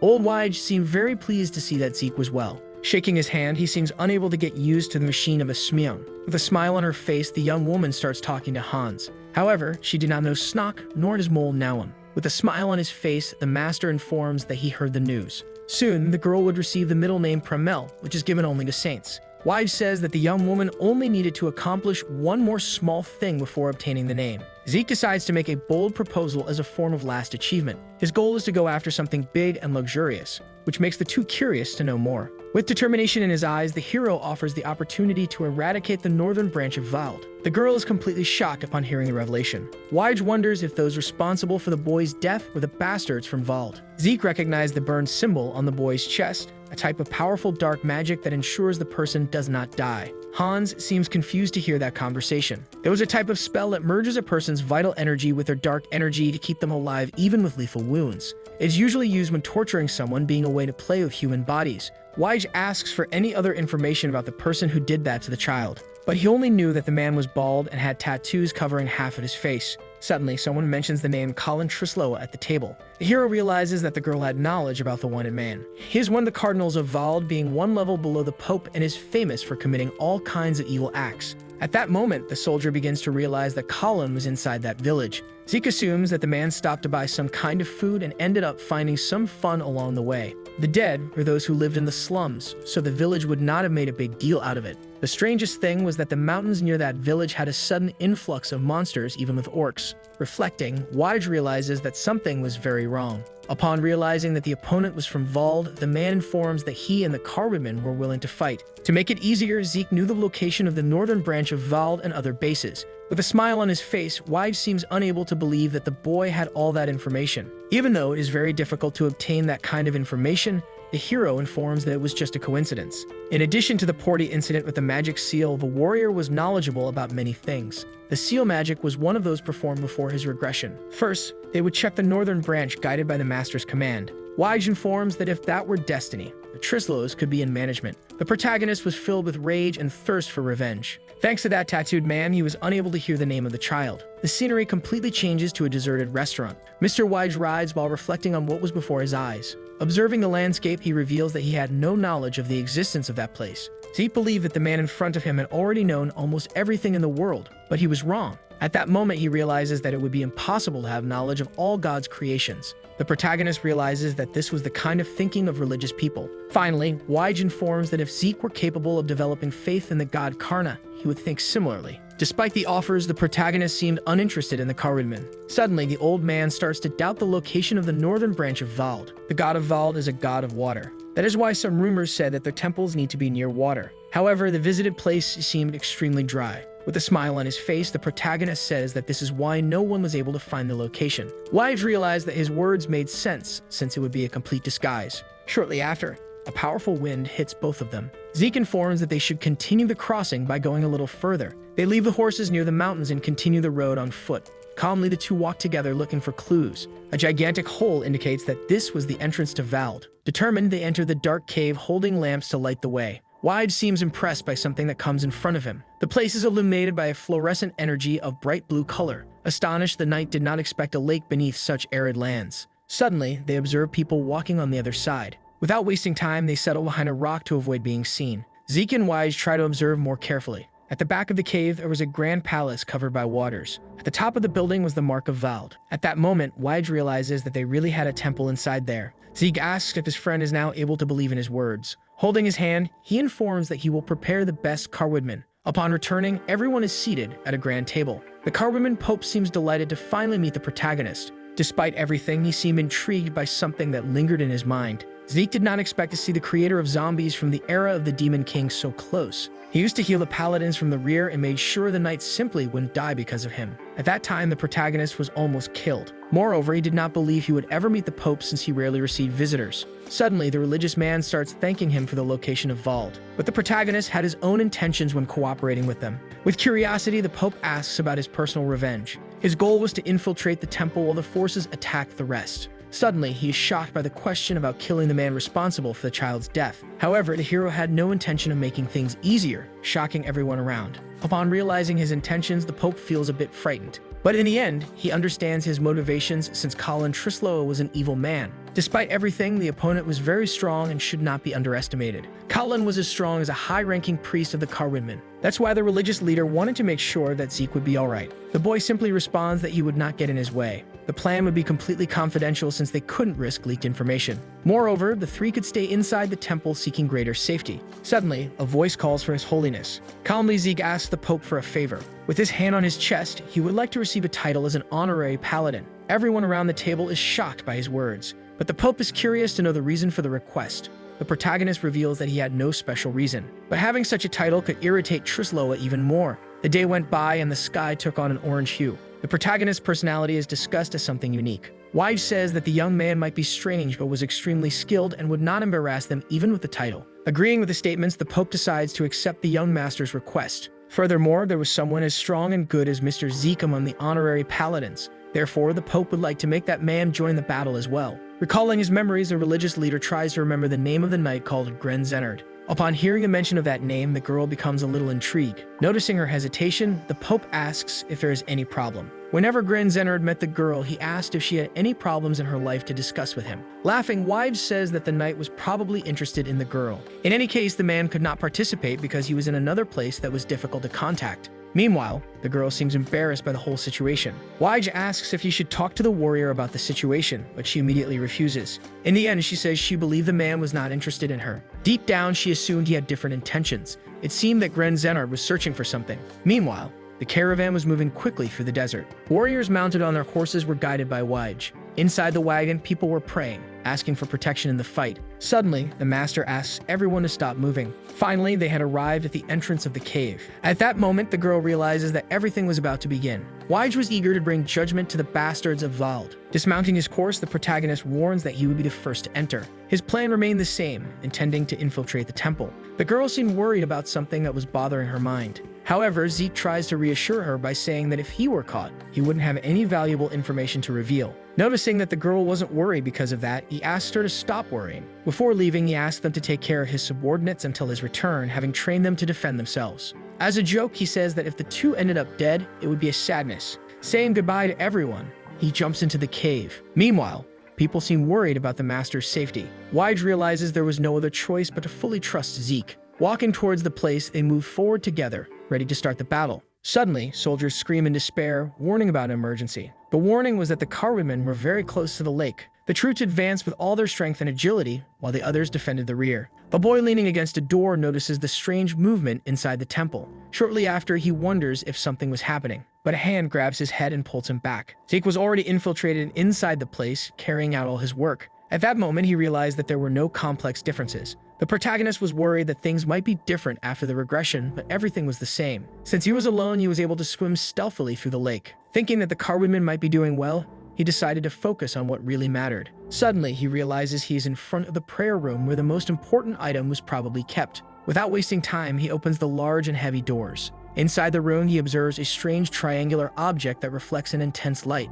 That seemed valuable enough to Trisloa, being something of high priority to him. With a smile on his face, Zeke looks happy for arriving first. Now he should sit in the place and wait for the man. Outside the temple, a large explosion throws debris everywhere. The soldiers fight fiercely to defeat their enemies. In despair, a man reports that the opponents were approaching through the lake. The estimated number of soldiers was around 1,000, making everything even more difficult. Moreover, 1,000 was the total number of people inside the temple. Apparently, they were all Grail Knights or High Priests. Callan Trisloa seems irritated upon realizing that the enemies were able to find them. Requesting reinforcements was out of the question, and the carwomen were extremely powerful. The order given was to stop the advance of enemy troops through the lake. The subordinate immediately passes on the orders given by his master. Looking more carefully at the situation, Callan waits for the perfect opportunity. While the soldier takes care of the troops, he decides to go check his valuable item. Quickly, he descends the stairs without looking back. Without much concern, the tattooed man just wanted to ensure the item's safety and pray for victory. Upon arriving at the place, he is completely terrified.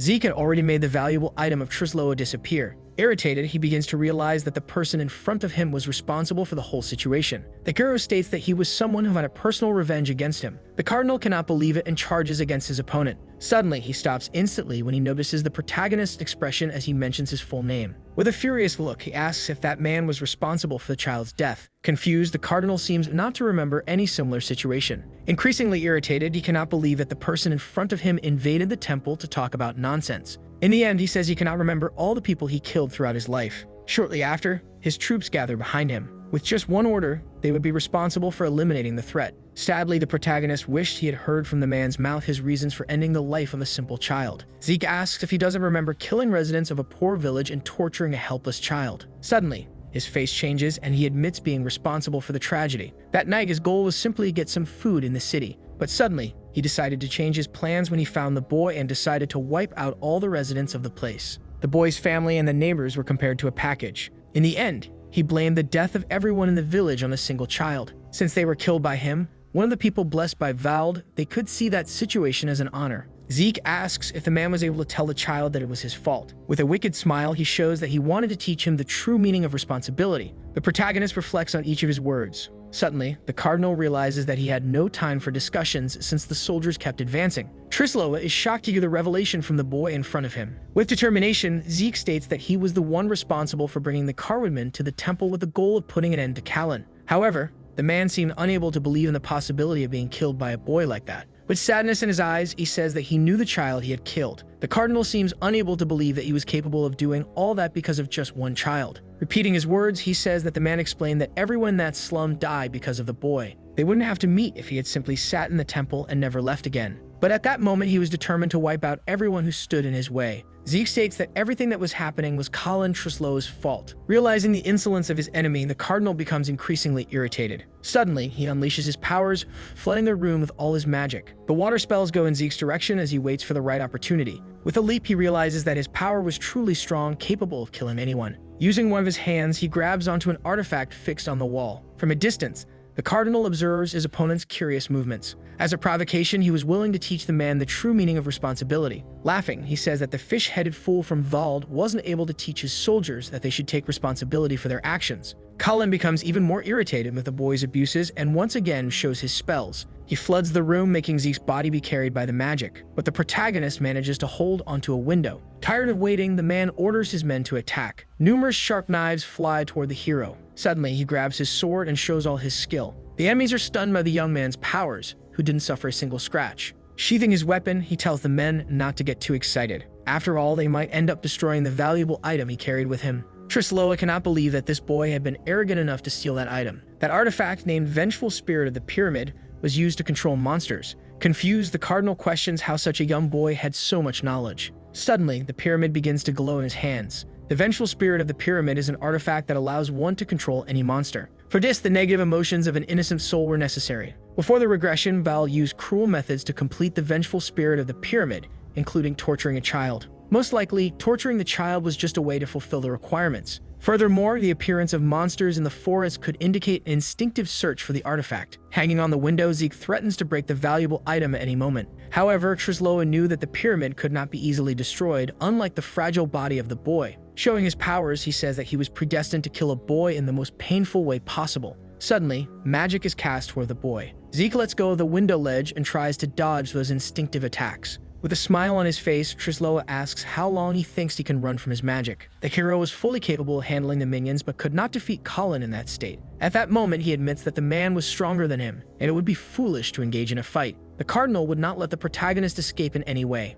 Meanwhile, he grabs onto one of the bricks in the wall. Without thinking twice, he starts climbing with all his strength. Trisloa seems unable to understand his opponent's objective. Shortly after, he notices something strange higher up in the structure. Zeke is standing in front of a secret passage, warning that he would escape through that route. Before leaving, he throws a provocation at the soldiers. In the northern branch of Vald's underground prison, some lights illuminate a path. The hero appears with numerous keys in his hand, capable of opening any door. Inside the cells, the prisoner seemed extremely enraged. With a smile on his face, the hero asks if those people would like to take revenge. The fight continued intensely inside the temple. The soldiers were doing everything possible to stop the Carwoodmen. They needed to make sure none of them would enter the temple. Suddenly, the environment is overtaken by a tremendous power. The spell flies toward Lord Wige, who remains still. The priests begin to pray, begging for help from the goddess Karna. Shortly after, the spell is dissipated by the environment. One of the subordinates reports that the soldiers who crossed the lake were defeated. Irritated, Wige realizes that he would have to join the fight. Holding his sword, he displays a frightening expression. With a leap, he advances closer to the temple, causing an explosion that sends debris flying everywhere. However, the place was protected by a powerful shield. The barrier was stronger than expected, capable of blocking multiple attacks.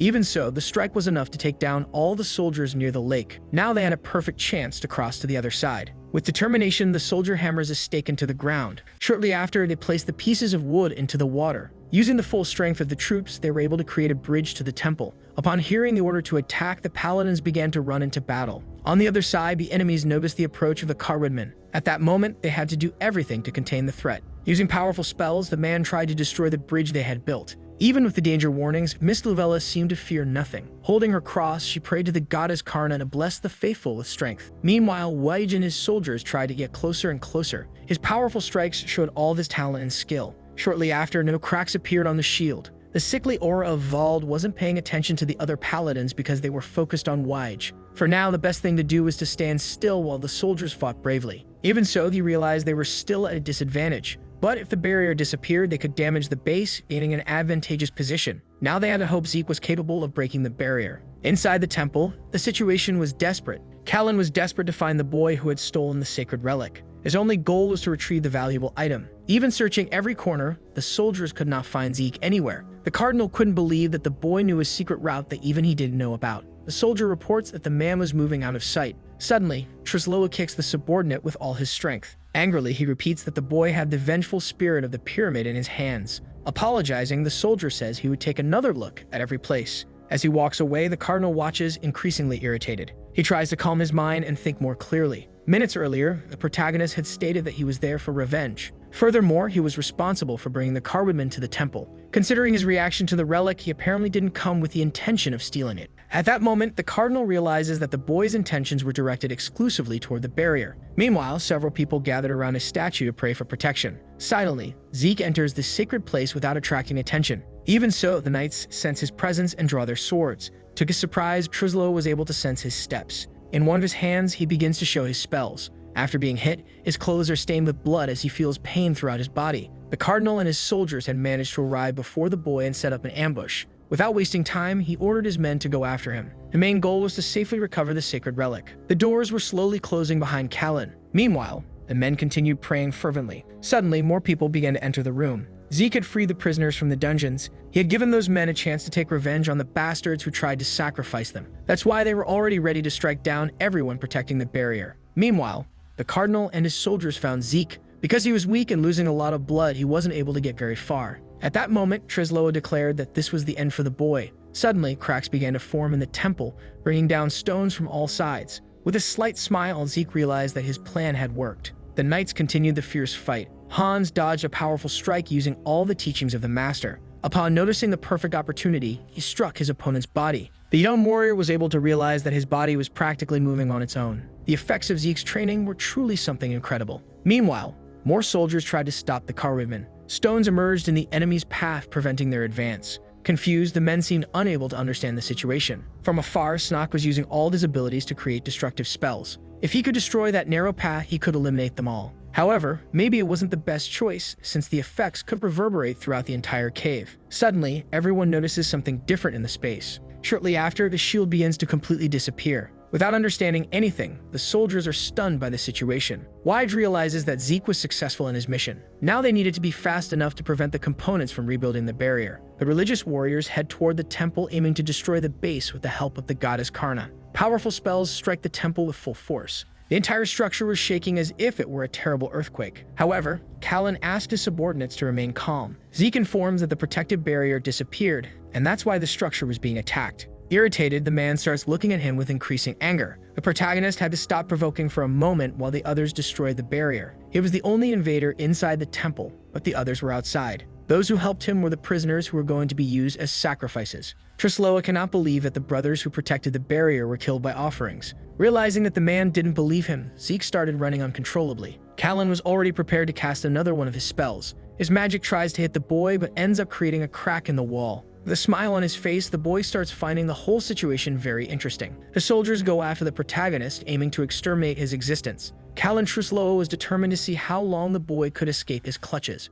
Shortly after, the hero was near a large door. The spells continue firing as fast as possible. With a kick, he breaks a piece of wood. Realizing he was invading the ritual room, Callan called for help from the paladins. The rest were to close the entrance and await further orders. With a smile on his face, the cardinal seemed happy to find the rat he was chasing. Suddenly, his expression changes when he sees the destruction caused in that place. The man couldn't believe what his eyes were witnessing. Shortly after, Zeke comes out from behind the large statue, noticing the shock on his opponent's face. At that moment, the tattooed man just wanted to know where the bastards responsible for the mess were. However, the hero couldn't provide that kind of information. He only assumed that the men had escaped through the secret passage he had shown them. Completely out of control and beside himself, the cardinal asked the reason for all of this. Zeke tells them to ask the fish head, who was watching everything closely. Trisloa couldn't believe the arrogant way the boy was speaking to Vald. Suddenly, he calls upon the great Vald without fear of anything. With his hands raised, he asks the god to show who was truly responsible for the mess. Quickly, the boy moves behind the statue.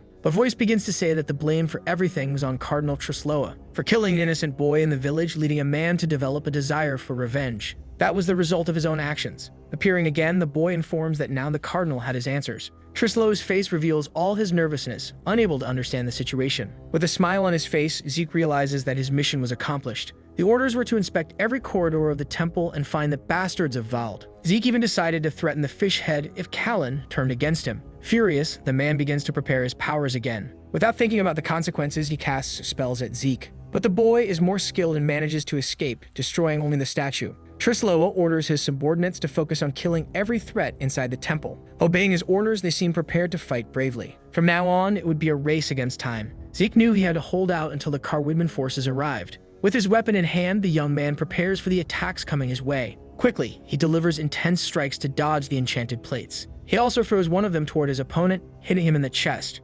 Trisloa becomes increasingly irritated with the boy's actions. Without wasting more time, he creates a powerful spell and casts it at the protagonist. Despite all his efforts, Zeke manages to get out unharmed. Shortly after, he seems cornered with no way out. Callan realizes this was the perfect chance to defeat the boy. Now all the soldiers would go together against that threat. The objective was to destroy Zeke and retrieve the vengeful spirit of the pyramid. Meanwhile, a powerful energy swept through the room with burning intensity. The soldiers were being struck one by one without time to react. Luvella and Wage appear in the room, ready to defend Zeke. The men start exchanging furtive glances, showing all their anger. The two apologize for the delay, but are happy to see that the protagonist was alright. Curious, the girl asks what the object in his hands was. Zeke explains that it was the vengeful spirit of the pyramid, a sacred relic. Once completed, it gave the owner the power to control all the monsters in the world. Shortly after, the warrior throws the artifact on the ground. With his sword, he threatens to destroy the object immediately. Trisloa becomes desperate and begs the boy to stop. Meanwhile, more soldiers begin to approach to continue the battle.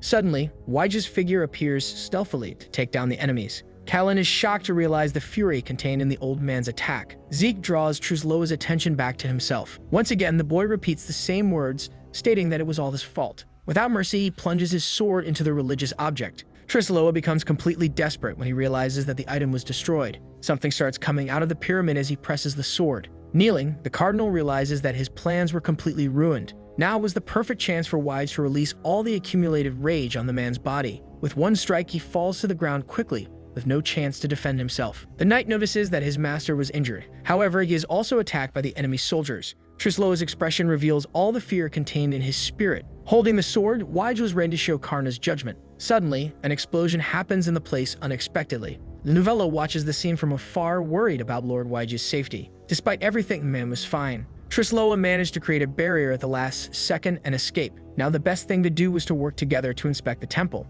However, the girl's attention is drawn to another place. Zeke had also disappeared completely without leaving any trace. A person walks through a completely arid and dry place. Trisloa feels satisfied realizing that no one knew about that secret passage. Despite everything, he had never imagined that everything would collapse so easily. On top of everything, he had lost the vengeful spirit of the pyramid. Remembering the boy's face, he becomes increasingly furious. Now his life's goal would be to destroy Zeke. More than killing him, he was willing to show him a pain worse than death. His gaze turns frightened when he hears a familiar voice. At the top of the mountain, the protagonist was watching Trisloa. With a smile on his face, he says that he missed the cardinal. Confused, the man seems unable to understand how the young man managed to find him in that hideout. Zeke asks the man not to be so shocked by his skills. With a jump, he quickly moves closer to the cardinal. The protagonist knew a part of the temple that not even the locals were aware of. Impatient, the cardinal charges with his powers ready to be used. Zeke manages to contain his movements with just a few strikes. Suddenly, he launches an attack at Trisloa's stomach. The man starts to feel the pain spreading throughout his body.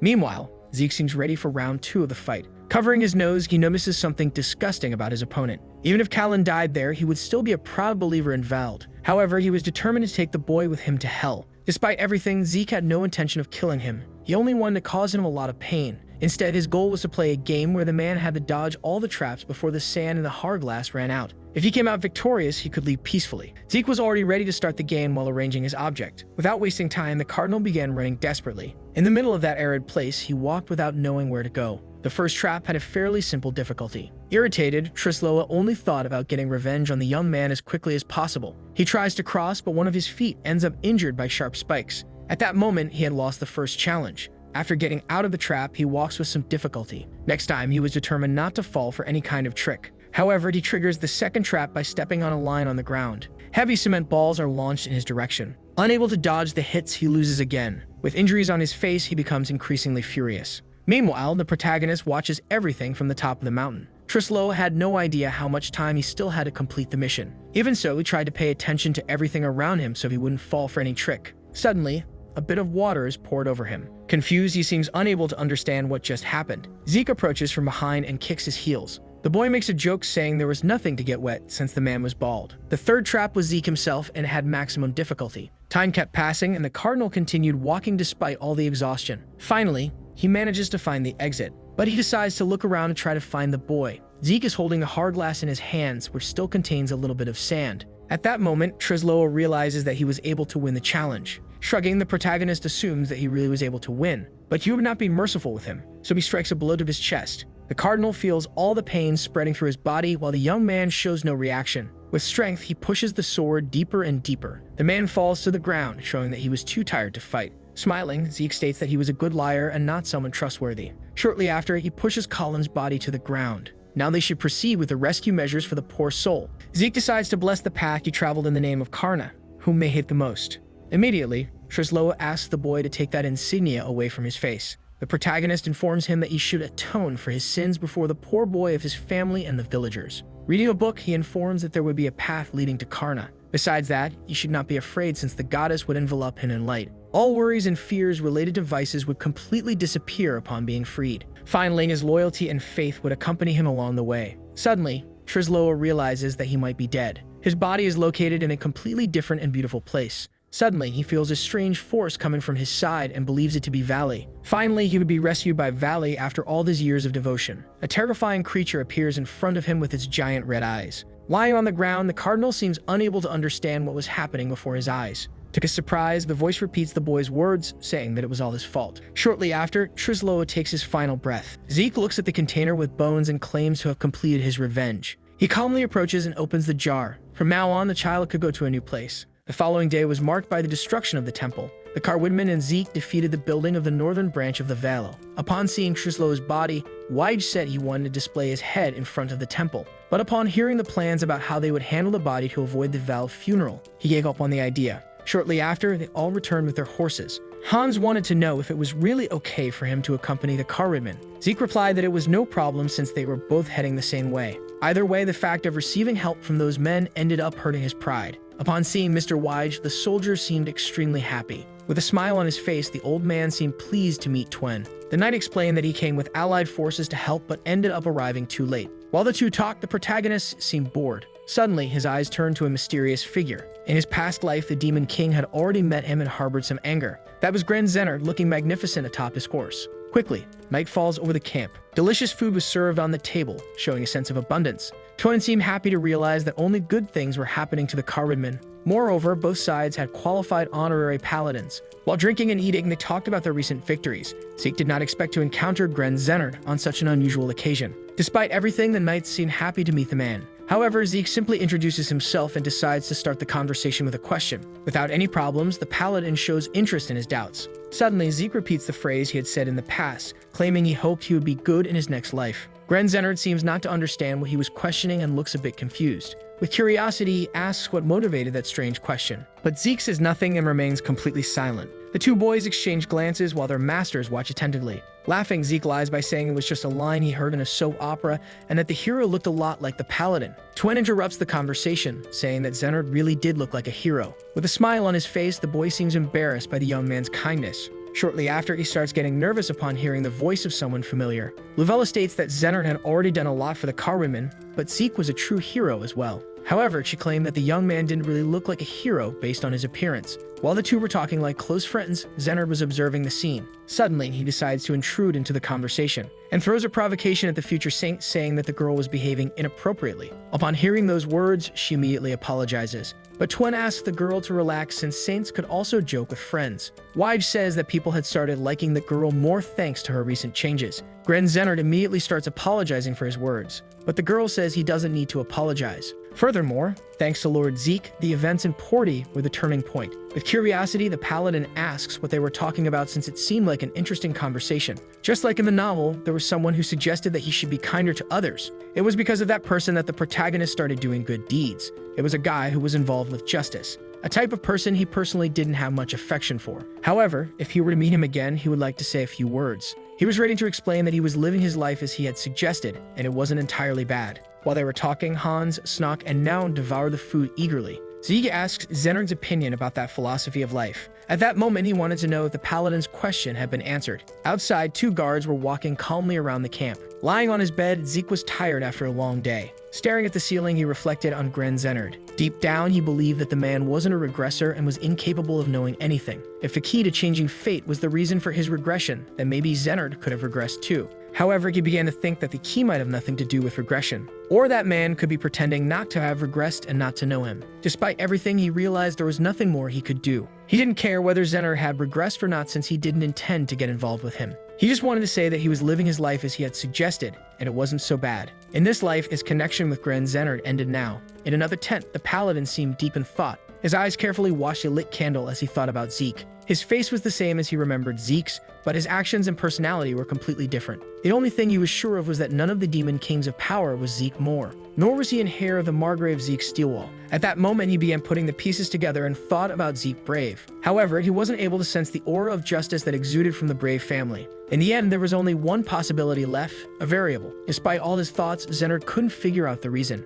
If he started making moves on his own, it could cause a problem. Depending on the situation, Zeke changes, and Zenard knew this well, having lived hundreds or thousands of years longer than others. In the end, Zeke could become a threat to him. That's why he was considering whether the best solution would simply be to kill him. But before that, he needed to find out the reason for that variable. Besides that, he needed to find out whether the innocent Ain had also changed. Lastly, he had to understand who had caused Zeke's change. Suddenly, he starts to realize countless variables within the regression. For now, he should rest, create a plan, and send someone to watch Zeke. After all that, he would need to establish a countermeasure to reduce Valad's power. His thoughts turned to the phrase Zeke had said during dinner. Thinking about that, he couldn't sleep peacefully, wondering about the reason behind the question. The next day was sunny as Zeke said goodbye to Miss Luvella. The protagonist and his companions were already ready to leave. The two realized that the hero was like the wind.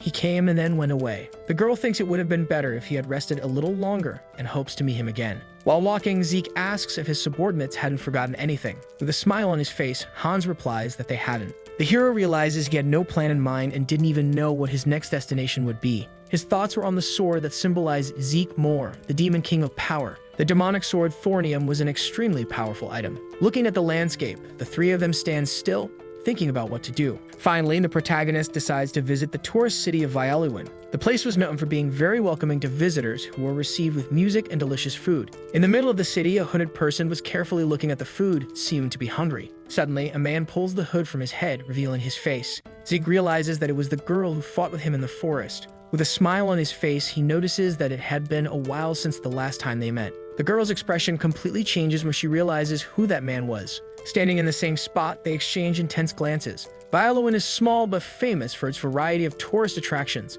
Upon arriving at the destination, Zeke informs that he and his subordinates would have a free day to do whatever they liked. Wasting no time, the boys decide to enjoy everything the city had to offer. Noticing that his stomach was growling, Zeke decides to get something to eat. Suddenly, he notices a strange figure before his eyes. When he removes the girl's hood, he immediately recognizes her. Even scared, the girl shows no signs of being a threat. Shortly after, he decides to buy something so they can enjoy it together. He hands a skewer to the girl, who looked very hungry. However, she wasn't used to that kind of hospitality. Zeke was so hungry that he ate with extreme speed. Annoyed, the woman asks if the protagonist remembers what happened between them. Shrugging, he tries to escape that situation. Suddenly, he asks if the two of them were in love with each other. The girl walks away upon hearing that kind of ridiculous joke. Finally, she wants to know what the young man wanted with her. Upon hearing that he was interested in a date, she questions him, noticing that those were not his real intentions. Moreover, the girl didn't seem comfortable sharing her own life with him. With curiosity, she asks what made him think she would accept that invitation. However, Zeke wasn't sure about anything. He just believed he understood a little about her thoughts. Once again, he tries to offer food to the girl. The only thing the boy was sure of was her desire to eat the skewer.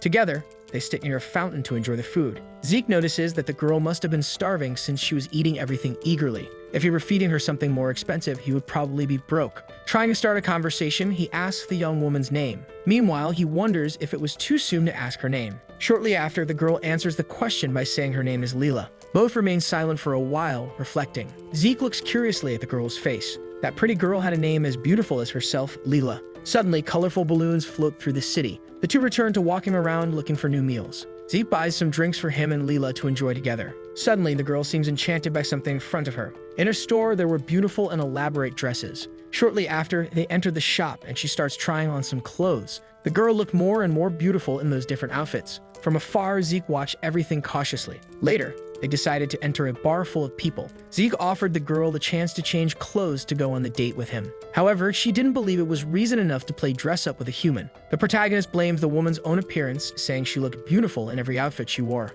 The waiter brings 2 beers for the customers. Zeke offers the drink to Leela, saying she would feel better. Trusting the man, she decided to give the beer a try. When the mug returns to the table, Zeke asks if the woman drank it. With a strange look, he claims to have put a potion inside the drink. But Leela says that a beer needed a little poison to add a refreshing touch. The two begin exchanging furtive glances. With curiosity, Zeke asks what that woman actually was. Despite his doubts, she answers the question, seeming interested in knowing what he was. Leela wanted to know if the one sitting in front of her was the real Zeke. She didn't remember changing her name but remembers that he did. At that moment, he asks if the woman was talking about Moore. However, she mentions another name, in this case, Brave. If you were to choose a new surname, Leela believed that Brave was better than Moore. The protagonist starts reflecting on Zeke Brave. Suddenly, a commotion starts inside the establishment, looking like a fight. Zeke begins to recognize that voice. Shortly after, he notices the presence of his 2 subordinates in the place. Passing through the crowd, he starts to approach. The boys were standing in the middle of the bar, staring at some bullies. Snock says that they overheard a conversation and were provoked into a fight, and even when they ignored it,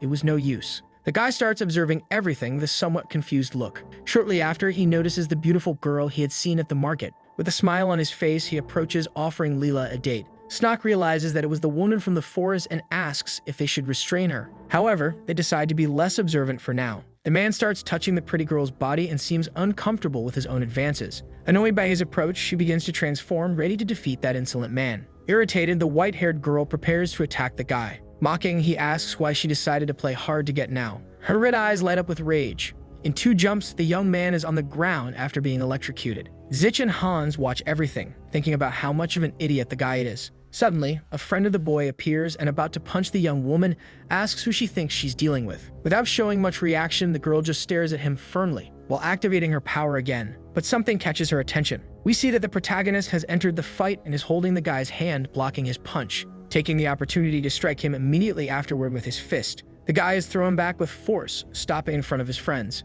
who become furious and charge at our boy, holding weapons in their hands. After a while of fighting, we see the 2 idiots lying on the ground, injured and apologizing for what they dared to do. Six then asks the white-haired girl how she electrocuted one of the guys earlier, and how much she cooked him. Without answering, the young woman asks why the protagonist didn't kill them. Intrigued, he asks how she dares to ask something like that. For someone who's being kind, the girl then asks if he shouldn't refrain from violence since he's a kind person. Our boy then states that that kind of people deserves to get beaten. Agreeing, the girl stops walking and looks at the moon without saying a word. Then she asks if Zich has finished the interrogation because she wants to leave. Showing that it's not over yet, the protagonist holds the girl's hand, telling her to wait a minute. His 2 friends watch everything with their mouths open. Our boy then says that he'll be busy the next day, but he would like to schedule a date with a young woman 10 days from now at the same place where they met. Since simply saying goodbye like that without getting to know each other better is ridiculous. Even more because he noticed that she spent the whole day watching him. Smiling, the young woman says it's a deal, then quickly walks away. Watching the girl leave, Stitch thinks he got much closer than he expected and that he needs to find out who she is, since it's very suspicious that she's a powerful mage but has no money and is very ignorant, acting like she knows the world well while begging for food or changing clothes. The protagonist concludes that the young woman can only be from the future and has knowledge but no experience. Hans approaches and catches the boy's attention to ask if they have anything planned for the next day because he would like to visit the city's tourist spots. Answering, Zich says he'll go with him, stating that he knows an incredible place. The next day, at the ancient ruins of Yahello, someone is enchanted by the structure. It's Hans and Snock, who wonder who built that place and for what. Holding a map, the protagonist tries to remember which way Thornium, his old sword, was, revealing that he doesn't know because in his past life, he destroyed the entire path while searching for it. Suddenly, the group reaches a place with a sign that says, "Do not enter." The blonde boy then asks his master if it's right to enter there, but something catches the trio's attention, making them stop abruptly. Zich asks if anyone touched something, and Snock says that a noise came from up there. We discover that the passage that was previously open is now blocked by a wall of stones. The 2 younger boys then state that there must be something important beyond the wall, while the protagonist thinks that his old sword was in a hidden path, but he doesn't remember if there was a wall like that. He approaches and places his hand on the stones, leaving Hans a bit confused, because he noticed that the wall reacted to the boy's touch, unlike what happened when he and Snock touched it. Zich wonders why the wall reacted to his touch, and what is that aura coming out of the opening that is messing with his senses. Even without having any idea of what might be happening, the trio decides to enter. The protagonist realizes that the place, although familiar, is definitely not where Thornium is. Hans then asks him to look in the direction of his finger. Surprised, our boy realizes that on top of an altar is the sacred sword and Grenzenard, named Estelade, embedded in the ground. We see that the sword symbolizing the Demon King Zikmor is Thornium. In contrast, the sword that symbolizes the Sun King Grenzenard is Estelade. Without moving, the protagonist observes the weapon that killed him in his past life, remembering that it is quite demanding regarding its owner, which means only someone deemed worthy can pull it out. Hans asks if the boy knows what the artifact is, and he replies that it is a sacred sword. With their mouths open, the two boys ask what that means. Excited, his servant asks if, in that case, he can become a hero if he takes the sword. His master says yes, leaving the young ones even more shocked. Snock then asks if he can be the first to try. Six says yes, but thinks he won't be able to pull out the sword due to his bond with Nowen. Even so, the boy decides he will try. Positioning himself, he starts pulling the handle of the weapon with all of his strength, while the two boys watch, but absolutely nothing happens. Snock decides to give up and step back. Consoling the boy, his mole strokes his face, making him realize that everything he needs is already right there. Hans asks if Zich will try to take the sword, but he says no, affirming in his mind that he knows it isn't meant for him. He then asks if his servant will try, and the boy says no because he is sure he wouldn't succeed either. Giving encouragement, our boy says that even so, it's worth trying. Suddenly, someone comes running through the corridors, making the trio stay alert. One of the boys says that whoever it is, they are coming from the other entrance. Thinking to himself, our boy says that those footsteps are definitely from someone well-trained,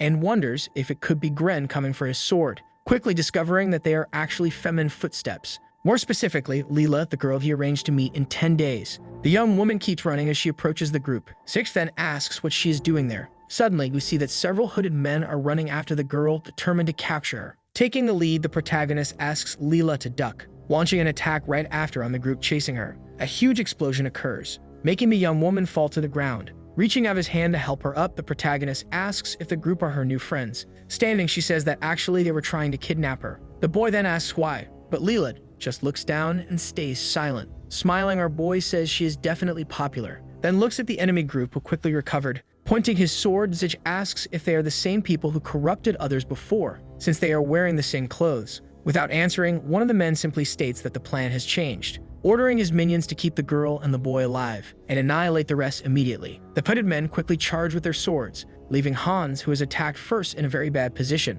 Snock decides to protect the boy and activates his power, or rather Nowen's power, making several stones fly toward the enemies. Instantly, the hooded men who are attacking his friend are thrown backward. While fighting, Zich thinks that his friends are doing well but will soon be at a disadvantage, then realizes that the place also isn't suitable for Leela's magic, as she keeps casting spells non-stop. Looking at the group's leader, our boy says that the man is as strong as a demon, even stronger than him without his demonic sword. Without hesitation, the man strikes him, then states that the boy is worse than he imagined. The trio who were fighting stop to look at Zich, who is thrown violently against a wall. A hooded man tells his captain that the sacred sword is very close to the boy, but the captain says it doesn't matter, since there's no chance someone like him would be chosen by the weapon. Turning his back, the man asks his subordinate to take care of the rest, and quickly eliminate the two boys, capturing the girl alive in the process, all while the rest of the group deals with the protagonist. Suddenly, the hooded leader feels a strange sensation. When he looks back, he sees that someone has grabbed the sacred sword,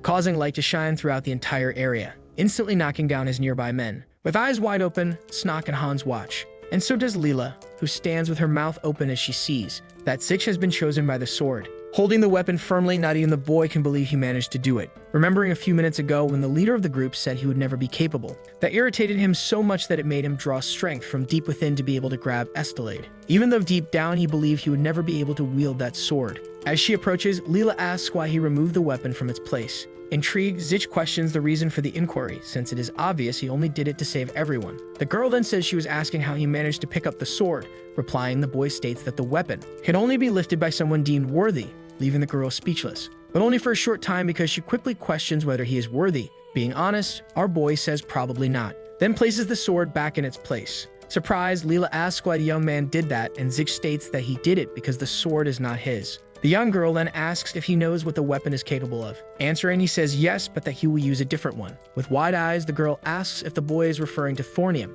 Passing by her, the protagonist says he already figured she knew. Then approaches Hans and Snock to ask if they are okay. Both boys say yes, and he says that in that case, they can leave. Suddenly, Leela grabs his arm and starts pulling him back to where Estelade is, ordering him to pick the sword back up and use it instead of thornium. Our boy refuses and says he only wants to use his own sword. Irritated, the girl says that to be a kind person, he needs Estelade and not thornium. Not understanding the girl's concern, the boy says that the other sword, even if considered demonic, doesn't make anyone evil. Leela remains silent for a few minutes, but then orders him again to pick up the sword in front of him. Zich stares at her firmly, not knowing what to do. Suddenly, something starts hurting in his body, more specifically in his hand, on the same finger where he had the key that distorts destiny. Suddenly, Estelade seems to act on its own, creating a huge tornado of yellow light around the pair. Outside the storm, Snock and Hans scream for Zich, who asks if it is Leela doing that. Replying, the young girl says that it isn't magic, and that she thinks the sword is actually trying to teleport them to another realm.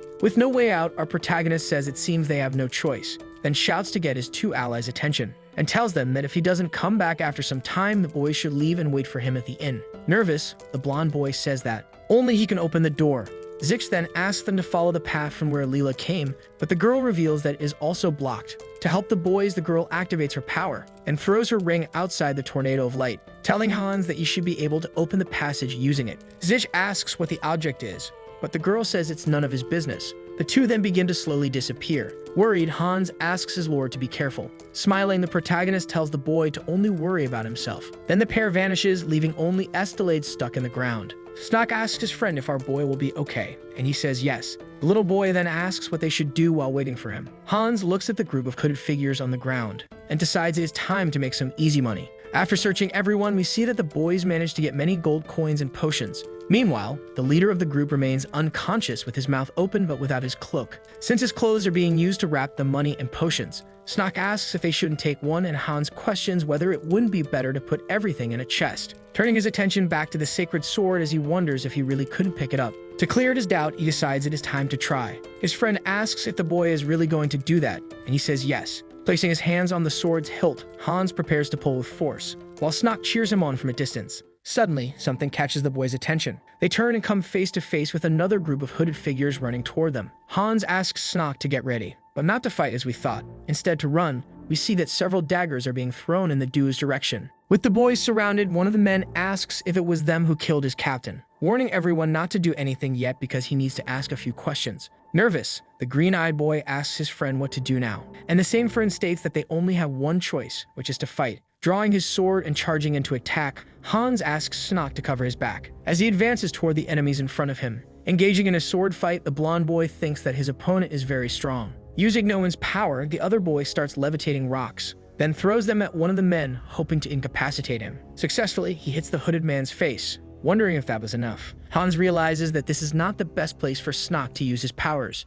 and that at this pace, they will end up dead. Suddenly, his opponent strikes him. Making him lower his guard due to his mistake, the boy takes a kick right in the middle of his stomach, being thrown far away by the man's strength. Two hooded figures waste no time and prepare to attack again, while Snock becomes extremely worried. Being very agile, Hans blocks the strike with his sword. Mocking, his enemy says he knew it wasn't them who killed his captain. Pushing himself as much as he can, the blonde boy realizes he won't last much longer. Looking again at Estelade, which is right next to him. In his mind, the boy wonders what would happen if he managed to grab the sword and whether he would become like Zich. To execute his plan, Hans makes a different move and pushes his opponent back, then grabs the sword's hilt, determined to save Snock, who is also in trouble. Mocking the boy, the hooded figures tell him to accept that he is a loser. The other little boy is on the ground, cornered, while Hans thinks to himself that he also believed he wouldn't be able to pick up the sword. Then remembers a piece of advice he received the other day from Zich, who said that you should only give up when you're dead. But until that happens, you must do whatever it takes to save yourself, no matter the situation, even if hope is thinner than a thread. Using all his strength, the boy finally succeeds,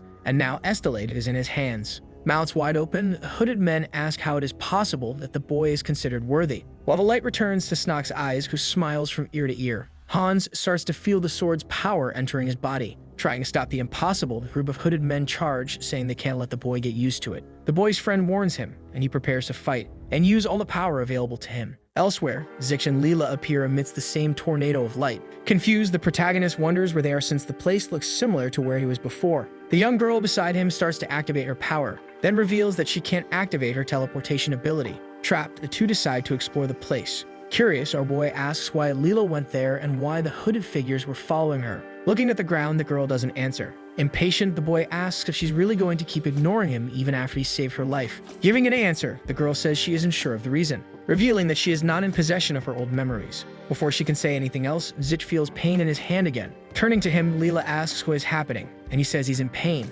Confused, the girl says that he isn't injured and asks exactly where it hurts. The protagonist says it's his fingers that seem to be burning. Taking the boy's hand, the girl claims it might be an internal wound caused by some thorn. But suddenly, she sees something on the boy's middle finger, asking in disbelief if that is the key that distorts destiny. We return to the scene of Hans fighting against the hooded figures. Fearless, the boy continues holding the sacred sword and attacking without giving his enemies any time to breathe, who begin to run for their lives. Suddenly, an explosion happens, sending debris flying. Still on alert, the boy waits to see if he won. In shock, he feels like he could defeat anyone with that powerful sword. Looking ahead, the boy realizes that the enemies are getting back up and understands that it will be harder than he expected, deciding first to calm down before anything else. Because he has felt that emotion many times before, and losing focus during a battle is the worst thing that can happen. So he needs to concentrate and analyze the situation. Getting ready to attack, one of the enemies says this is a catastrophe and that he never expected to use that trick on a loser. Charging at Hans, we can see purple lights emanating from the man's body. Desperate, Snock begs his friend to be careful,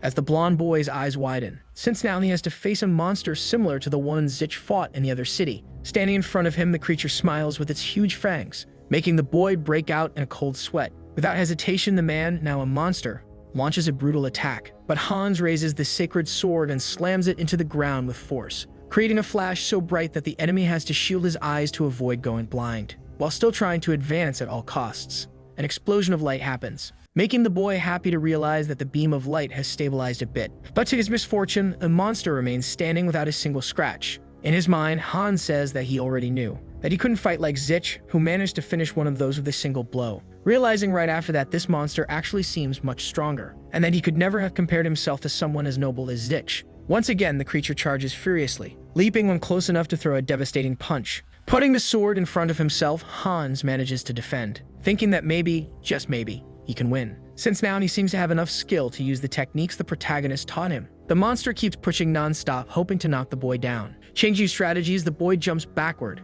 making the creature lose balance. Irritated, it screams, calling him an arrogant bastard. Without hesitation, Hans decides it's time to finish things, successfully making the monster lose its head, literally, right in front of its companions, who start to panic. Looking at the other members of the group, the blonde boy starts running and striking them one by one, while remembering what Zich once said about always looking for the opponent's weakness, to figure it out as quickly as possible, and kill them as soon as the opportunity arises. Once the job is done, Hans is left panting, turning around just to check if he won't be attacked by surprise. Raising his sword, he happily shouts in victory, and so does Snock, who also celebrates. The little boy says that his friend truly was worthy of the sacred sword. Suddenly, one of the hooded figures starts getting up and asks if the boy really thinks he won, stating that both of them will die anyway, when the nightmare that will take over the city begins, taking with it everyone who lives there. We return to Zich and Leela, who asks if the boy's finger still hurts. Holding a small blue twig in his hand, he says he's fine because he drank a potion. Staring at the little plant, the girl makes a strange expression. Our boy then asks if she knows anything about it.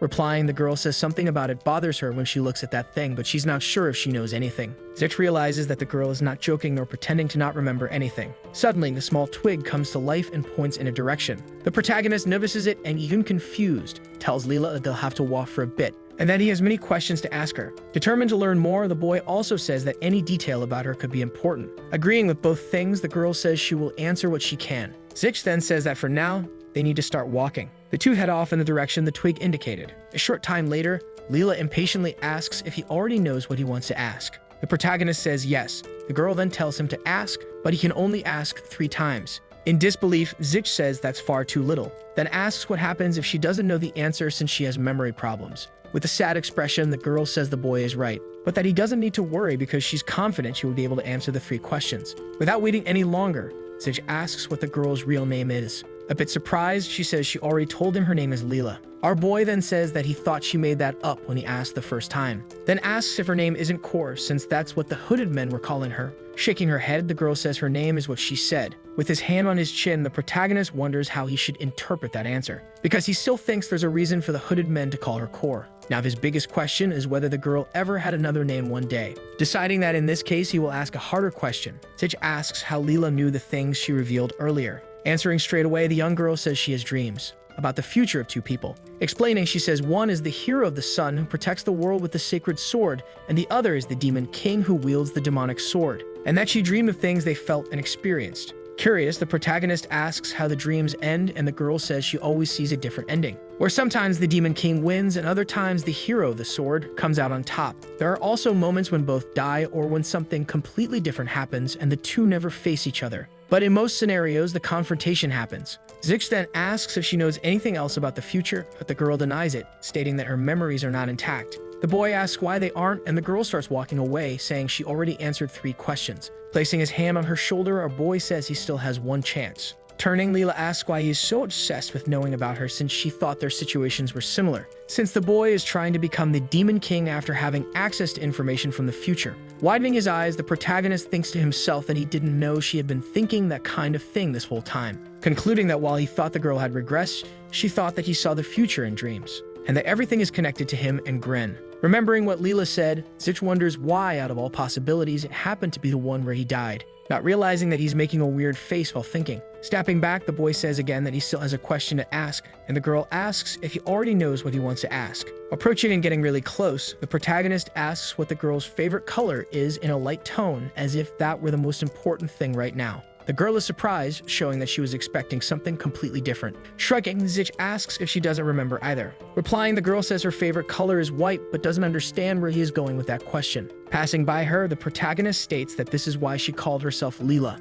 then says that he doesn't want to know anything else, because his curiosity has already been satisfied. Changing his mind, the boy asks if she really saw many possible futures. The girl says yes, but that she doesn't remember the details. Zich then asks if she thinks his current self will become the Demon King. Crossing her arms, Leela says she thinks not, surprising the boy, stating that even so, she's not sure because she doesn't know if he is walking a path she has already seen. But of all the futures she witnessed, in none of them was the boy able to pick up the sacred sword. Smiling, the protagonist asks if that means he is walking a path she doesn't know. Confirming, Leela says that's why he should carry the sacred sword and not get close to Thornium. Denying, our boy says he likes the demonic sword more, then asks her to stop walking, since something there seems different. Meanwhile, far away in the city, the leader of the hooded figures watches the people from the top of a mountain being interrupted by 2 subordinates, realizing immediately that his mission has failed. On their knees, the 2 men apologize and say that the search party hasn't returned and that they can't reach them. The leader then reflects for a few minutes, then says they must move on to Plan B since Plan A failed. Turning his attention to the townsfolk, he says they are all living happily, unaware of what is coming. What a pity, he adds, with a terrifying smile. We return to the inn, where Hans is sleeping,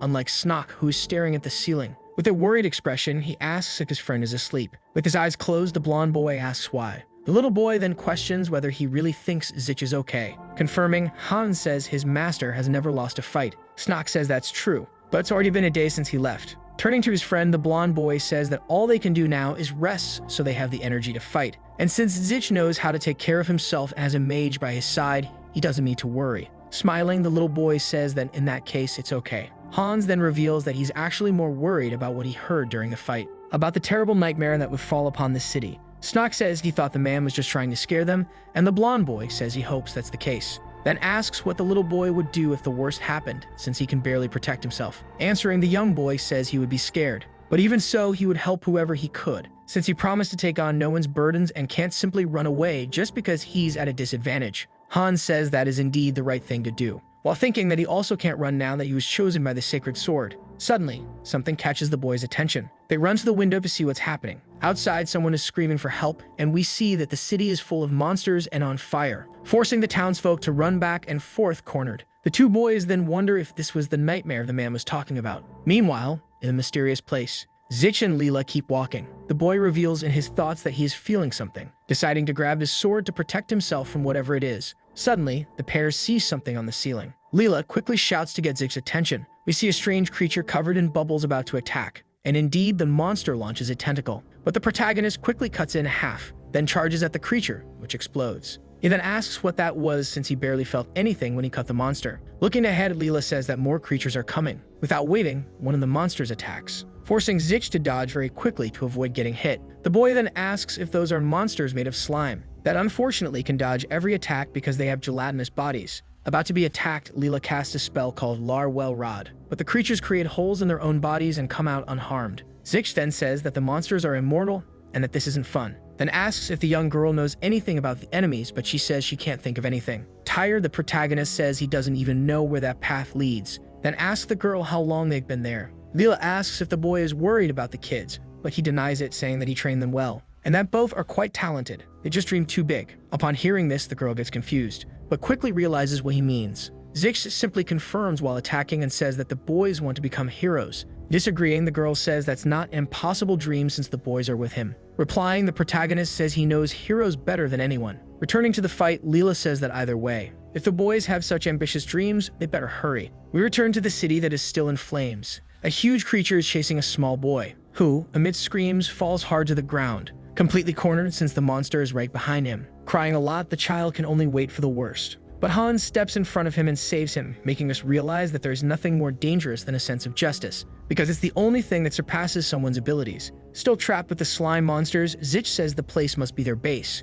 Leela decides to attack again with a spell, creating a bright yellow light that radiates through the entire environment, and almost hits the protagonist in the process, who saves himself by jumping. We see that all the creatures have been defeated, leaving only smoke where their bodies once were. Zich asks if the girl almost hit him on purpose, and she replies that she knew he wouldn't get hurt. The little twig in the boy's hand starts pointing in a specific direction again. He then says they're almost there, and the girl reveals that she's feeling some energy. Without waiting any longer, the pair heads to the end of the cave. Reaching their destination, the protagonist asks what that is in front of them, and we can see some kind of sword made of plant roots. Shocked, our boy wonders if that really is a sword. Out of nowhere, the little twig in his hand starts floating, heading toward the weapon, and connecting perfectly to one of the roots. The pair watches everything with their mouths open. A bright green light turns on. Zich asks what's happening, but Leela says she doesn't know since she's never seen anything like this in her dreams. The process ends, and the sword shows that it's ready. The girl says it seems like the weapon is calling for the boy. Getting closer, Zich thinks that he has finally discovered the origin of the Key of Destiny, then deciding to try to pull the sword from the ground. Still thinking, he says that the weapon is hot and that it feels like he's holding someone's hand. Without much effort, the protagonist manages to wield the sword, immediately feeling a strange connection with its energy. Being shocked when its mana starts merging with his own, creating a powerful sensation, and then forming a glowing sphere in shades of green and blue that pulses in the air like a heart about to explode. Suddenly, his eyes widen as he feels the energy violently increase, and we see Leela shielding herself from an explosion that raises a dense cloud of dust and debris around her. Unharmed, the girl waits for the dust to settle, trying to understand what just happened with Zich and the sword. Seeing the boy again, now holding a sword that shines only in blue, she breathes a sigh of relief. Also relieved, the boy says this is incredible, because he has never felt such a strong power flowing through his hands. We return to the chaos of the city, where fear and destruction still dominate every street and every corner. Hans keeps trying to hold the monster back even though he is exhausted, while asking the little boy to run away as fast as possible. Running, the child thanks him through tears, barely able to keep his eyes open from the desperation. We notice that the blonde boy is pushing himself extremely hard, sweating and panting with his muscles trembling from exhaustion, barely avoiding being crushed at the last second by a devastating blow from the creature. After killing the monster, he shouts to Snock, ordering him to evacuate the people to the outside of the gates. Two other guards are also fighting the giant creatures, but the battle is complicated with many more monsters appearing. Hans wonders what to do. Suddenly, Snock appears and says he has evacuated everyone. His friend then asks him to block the gates. Obeying, the boy activates no one's power, blocking the entrance with several stones. Furious, the monsters start punching the wall. Hans praises his friend for the job and says now they must deal with the monsters that are inside. Without hesitation, he starts attacking with the sacred sword, while Snock makes sharp boulders rise from the ground and the guards strike with their weapons. Sometime later, the green-eyed boy approaches and says that most of the monsters have already been defeated, making Hans smile in total relief. We find out that reinforcements arrived during the battle and wiped out the monsters on the outside. Growing tense again, the blonde boy wonders if this really was the hell one of the hooded men was referring to. Suddenly, an explosion happens with a deafening sound that makes the ground shake and everyone turn in alarm. Everyone turns to see what is happening, frightened by the intense light and the smoke spreading rapidly. We see feet approaching the group with firm, heavy steps, causing tension among those watching. Belonging to yet another horde of furious monsters marching violently toward the group. The guards shout and tell the boys to move back immediately, trying to protect them from the enemy's advance. Getting hit directly by a sword that descends from the sky with force. Hans and Snock watch in horror, unable to understand how the situation escalated this quickly. A hooded figure holding the sword that killed the guards approaches with calm and threatening steps. The blonde boy notices that the person is wearing the same black cloak as the group they fought earlier in the ruins. Staying hands holding the sacred sword in his hands, the stranger immediately changes his expression to something more serious, and with a dark gaze asks who he is. Unafraid, the boy stands tall, wielding the sword that shines intensely. His mind racing, he wonders how the man knows about the weapon in his hands and what that could mean at this decisive moment. Then concluding that his opponent must be part of the men in black from the ruins, which means that Hans abruptly cuts off his own thought. To analyze how the battle is progressing, we see that one of the soldiers is being brutally annihilated with no chance of defense, while another is being caught by surprise from behind with no time to react to the treacherous enemy. Breaking into a cold sweat, the boy tries his hardest to concentrate despite the chaos unfolding around him. But his opponent remains standing right in front of him, surrounded by his huge and bizarre creations, completely ruining his analysis. One of the soldiers orders the others to finish off the cult leader and throw him out of the kingdom before more lives are lost. Obeying immediately, a group of men charges at him, determined to eliminate the threat once and for all. Who watches them without removing the dark gaze from his face for even a minute, radiating an aura of terrifying superiority, while slyly grabbing his sword without anyone noticing what is about to happen. With just a single strike, the hooded figure takes down 3 soldiers who are trying to attack him, demonstrating his overwhelming strength. In shock, one of the men still breathing says that this is impossible, unable to believe what he just saw. But the enemy shows no reaction and continues his work, mercilessly wiping out everyone around him, just like the monstrous creatures that are 3 times the size of the soldiers and the boys. Terrified, one of the warriors thinks that this is his end and starts trembling in fear, not knowing what to do. But suddenly, Snock shouts for him to duck, with a firm voice that cuts through the panic in the air, making sharp boulders shoot from the ground and hit the monsters directly right after. Hans appears and asks the boy to leave the remaining creature to him, taking responsibility for the fight. Approaching the soldier, no one's ally hands the sword back to the man, who thanks him, stammering while his leader watches everything from a little farther away. Snock then asks the warriors to organize themselves, stating that each of them is important to the battle at that moment. After the warning, the blonde boy orders everyone to charge at his command, ready to fight to the end. We see that the leader of the knights is completely terrified by how the battle has turned, while 2 children give everything they have to save the kingdom that he should have been protecting with courage. Snock uses no one's power again to lift another enormous rock, demonstrating his supernatural strength. Feeling a little less shocked, the knight responsible for the others thinks to himself that maybe there's still hope, then shouts for his men not to be afraid because the heroes are with them and will not back down. The battle continues in full force without any pause,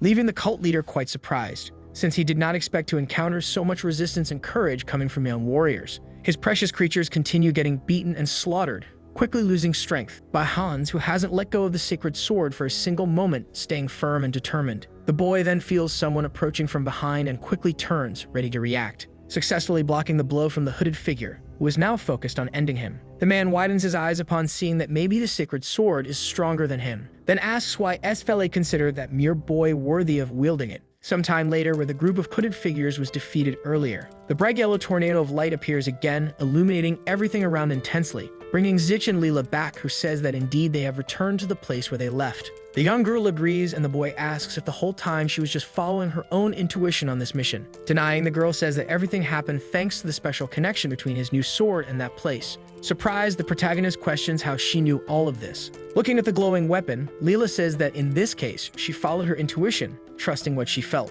In his mind, our boy wonders what kind of sword that is, one that drew them there and brought them back when it was taken. Quickly realizing that something bad is happening in the city, the young girl beside him asks what he is talking about, and the boy states that the place has been invaded by dark forces, so they must hurry to assess the situation before it's too late to act. Looking at the bodies of the hooded figures, Zich wonders if the ones responsible were Snock and Hans, who may have faced the worst, when suddenly he realizes that something is wrong. Looking back, he notices that the sacred sword has mysteriously disappeared, and that the energy emanating there belongs to Hans. Looking at Leela, the boy says that they need to leave immediately to check something urgent, but seeing the girl's face, he gets scared and asks what's happening, sensing that something is wrong. Sweet and cold, the young girl says that it's all her fault, with an expression of guilt and despair, since she was the target of the mysterious group the entire time, and they definitely invaded the city just to find her and take her away as part of a bigger plan. So the video ends here. If you don't want to miss the next part, activate the notification bell, and see you next time on Tob's channel.